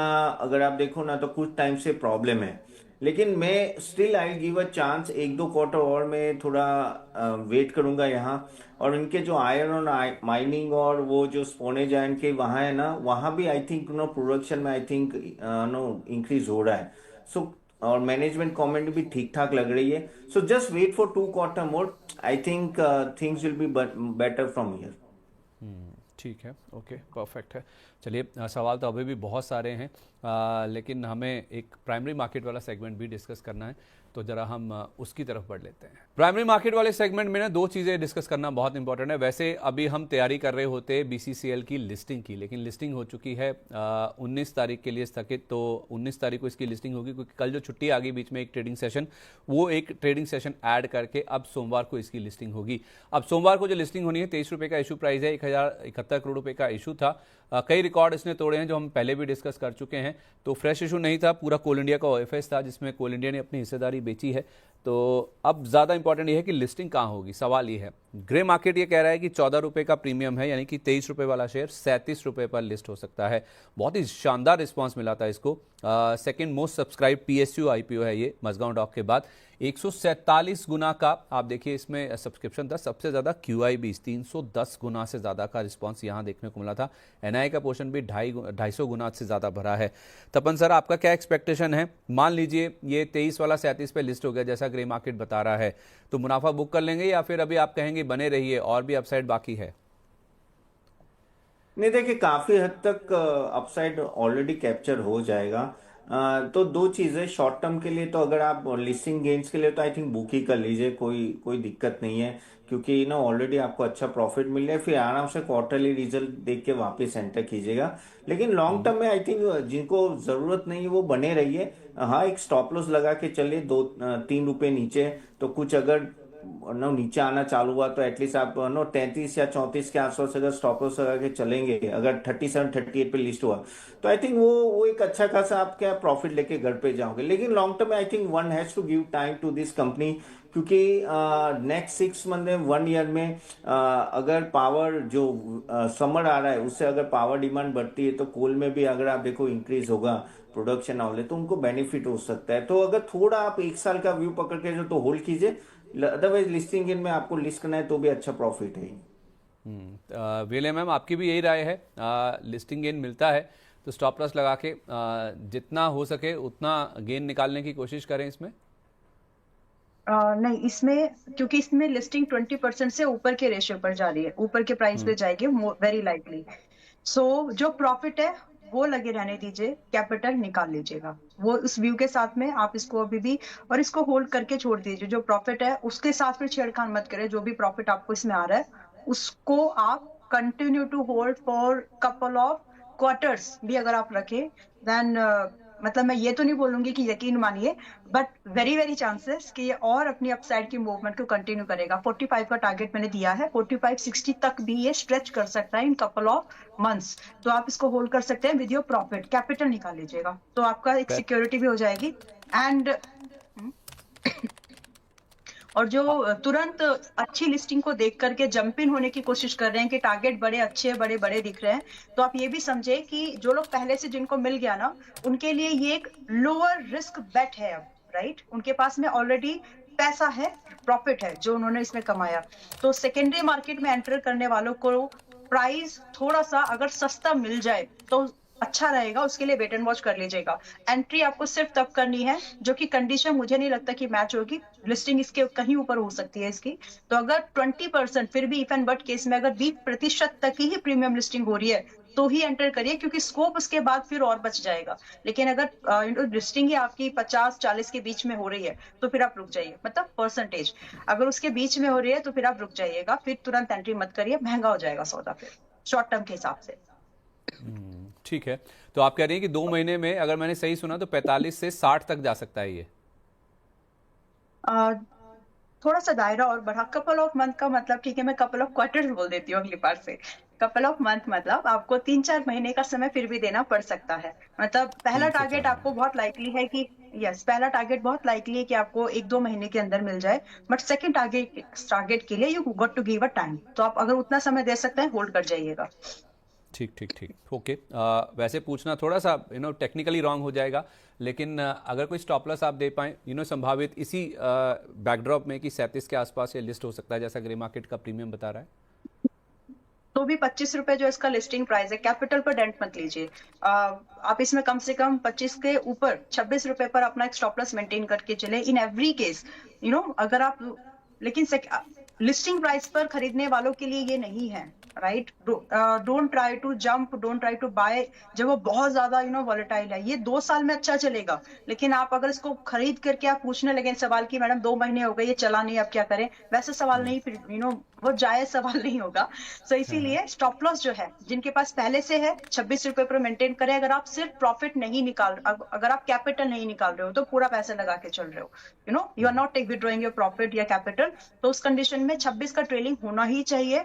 और सेकेंडरी मार्केट में खरीदने वालों को थोड़ा सावधानी से। जी, वैसे आप कह रही हैं कि आपको अपना कैपिटल निकाल लेना चाहिए, फिर मुनाफे को आप राइड करते हुए चलिए, कोई दिक्कत नहीं है। एग्जैक्टली, मुनाफे को हाथी मत लगाओ, मतलब लेट इट ग्रो, वो चलेगा। ठीक है, परफेक्ट है। अच्छा, तपन सर, दूसरा नाम है अमागी मीडिया लैब्स का। अब इसमें मीना वैसे सब्सक्रिप्शन तो नहीं आ रहा है, लेकिन ग्रे मार्केट का प्रीमियम लगातार स्टॉक में बना हुआ है, और जैसे ही ये बीसीसीएल बंद हो गया ना, उसके बाद तो एक्टिविटी और बढ़ गई। ये पहले 37-38 रुपये था, ये 37 के आसपास घटकर ये 15-16 रुपये के आसपास आ गया, वापस बढ़कर आप देखिए 28 रुपये के आसपास इनका ग्रे मार्केट प्रीमियम हो गया अमागी मीडिया लैब्स का।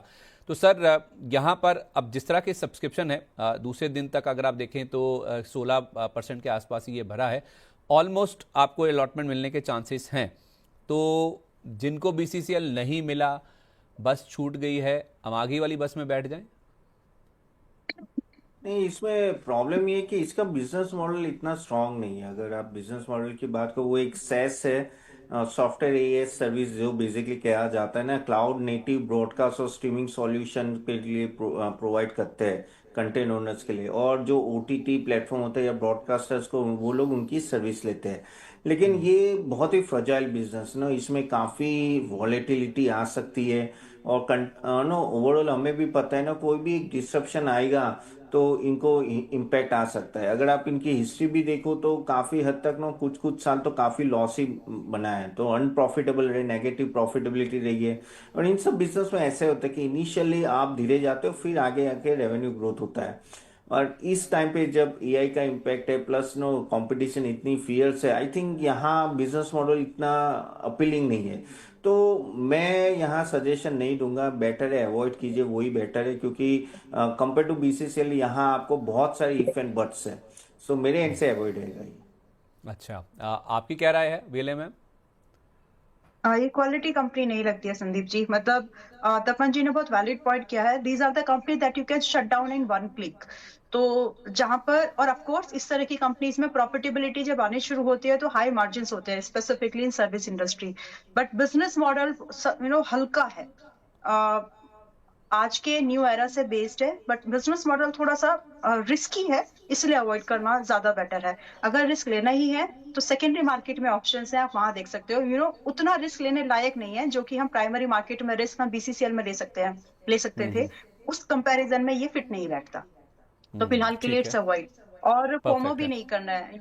इट्स नॉट लाइक कि आपको सेकेंडरी मार्केट में डिस्काउंट लिस्टिंग हो गई या फिर थोड़ा बहुत ही प्रीमियम पे आया फिर खरीद ले गया, नहीं। बिजनेस मॉडल पे दम होना चाहिए, तो वो वहां पे टिकता नहीं है। ठीक है, परफेक्ट है। तो दोनों तरफ से यही राय है कि इसको अवॉइड कीजिए, बिजनेस मॉडल उतना अच्छा नहीं है एज कम्पेयर टू बीसीसीएल। अच्छा, कुछ लॉक-इन्स भी खुलने हैं, जिसमें हम आईसीआईसीआई प्रूडेंशियल एएमसी की तो बात कर ही चुके हैं ऑलरेडी। 1% का लॉक इन खुला है आज, 70 लाख शेयरों का है ये, 1910 करोड़ रुपए की वैल्यू इन शेयरों की, तो इसकी तो बात हो चुकी है, हम कर ली है हमने। स्मार्ट वर्क्स को वर्किंग स्पेसिस, वीएलए मैम जरा इसको देख लीजिए। बड़ा लॉक इन खुला है, करीब 3.25 करोड़ शेयरों का, और ये 27% हिस्सा है। 1479 करोड़ के ये शेयर है ना, जो कि बाजार में ट्रेडिंग के लिए अवेलेबल हो गए। मैं नहीं कह रहा हूँ बिकने के लिए आ गए, ट्रेडिंग के लिए अवेलेबल हो गए। इस स्टॉक के ऊपर आप कोई इंपैक्ट देखती हैं या कोई स्टॉप लॉस, नीचे में सपोर्ट लेवल स्टॉक का आप बता दीजिए। इतनी बड़ी सप्लाई आ रही है आज के सेशन तो।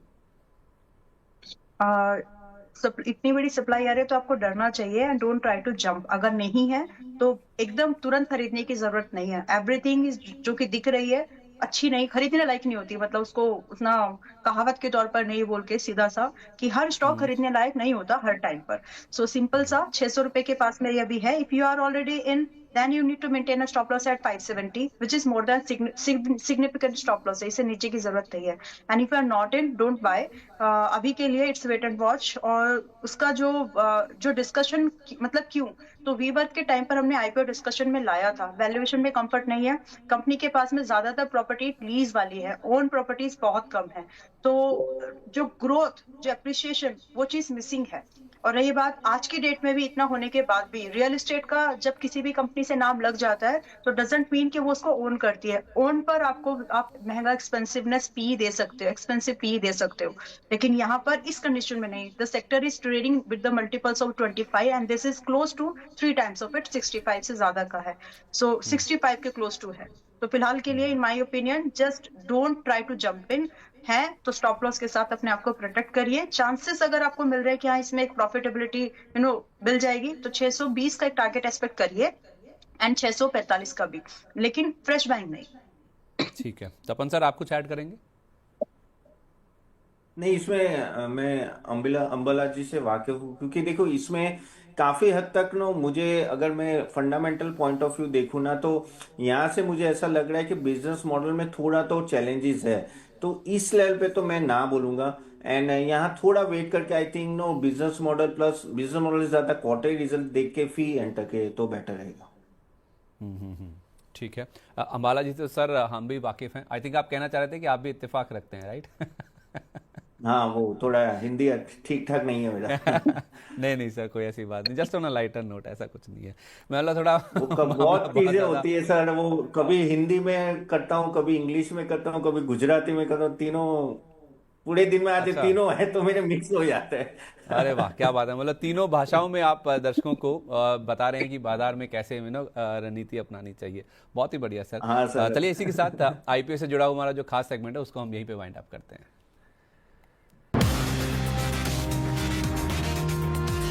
वाह, क्या आईपीओ है। चलिए शो को वाइंड अप करने का समय आ गया। मैम वीएलए मैम, बस एक बाजार पे आपको एक अपडेट दे दूं। अभी 100 पॉइंट के आसपास की बढ़त, हमने 25,750 भी पार कर लिया। तो जो आपने रणनीति दी थी उसमें कोई बदलाव, कोई चेंजेस, कोई अपडेट? नहीं, कोई चेंजेस नहीं है। Just wait for the target, जैसा चलना चाहिए वैसे ही चल रहा है। एंड वेरी लाइकली कि आपको इंट्राडे में हो सकता है कि आपको ये टारगेट मिल जाए, या फिर एक मंडे के सेशन तक। तो फिलहाल जैसा है वैसे ही आप होल्ड करके चल सकते हैं। और एक और चीज, अगर आपने इंट्राडे में भी अगर आपको 60-70 पॉइंट का प्रॉफिट दिख जाए बाय द डे एंड, तो आप उसको बुक करके अपनी पोजीशंस को क्लोज कर सकते हैं। उसमें कोई भी रिग्रेशन आपको नहीं होना चाहिए, क्योंकि एक दिन में अगर आपको 15% के आसपास का पहला गेन मिल रहा है, गुड इन ऑप्शंस। और जाते जाते यस बैंक ठीक ठाक चल रहा है। हमने फ्लैट 23 रुपए के आसपास की बैंक की सजेशन दिया था, एंड 23 रुपए 60 पैसे अभी हो गया है। But still if you want to hold it for 24 रुपए के आसपास, तो इंट्राडे में भी आने के चांसेस बनते हैं। अच्छा, सर्किट तो नहीं है 24 पर, वो भी देख लें, पता चला कि एक second, just 1 minute Sandeep ji. Yes, अपर सर्किट्स का 25-24 के आसपास में है। तो अगर आप इंट्राडे में अपनी पोजीशन को 5-6% के गेन के साथ बुक करना चाहते हैं, तो 24 रुपए के आसपास आप निकल सकते हैं। Otherwise wait for the target, और जैसे ही 24 का भाव निकल जाए, ट्रेलिंग अपनी शिफ्ट कर लीजिएगा 22 रुपए पर, to protect, to reduce your risk, और उसके बाद आप इसको होल्ड कर सकते हैं। स्टॉक में ठीक है। दम है, स्विंग के लिए भी, ट्रेडिंग के लिए भी जी। 24 पार हो जाए, स्टॉप लॉस आप अब रिवाइज करके 22 रुपए पर ले आए, ये यस बैंक पे राय होगी। बहुत शुक्रिया आप दोनों का ही। वीएलए मैम, कोई डिस्क्लोजर्स जाने से पहले? Yes, Sandeep ji, there were many stocks that got discussed in between the show, जैसे कि Carnex हुआ था, Angel One हुआ था, HDFC AMC, बहुत सारे स्टॉक्स है जो सेम रिकमेंडेशन काफी लोअर प्राइस पर जो आज है अच्छे खासे गेन के साथ में अपने मेंबर्स को रिकमेंडेशन के तौर पर दिए गए थे। Swing trading ideas, investment ideas, जो भी स्टॉक्स हैं, मोस्ट ऑफ द केस में स्टॉक तो शफल होते रहते हैं।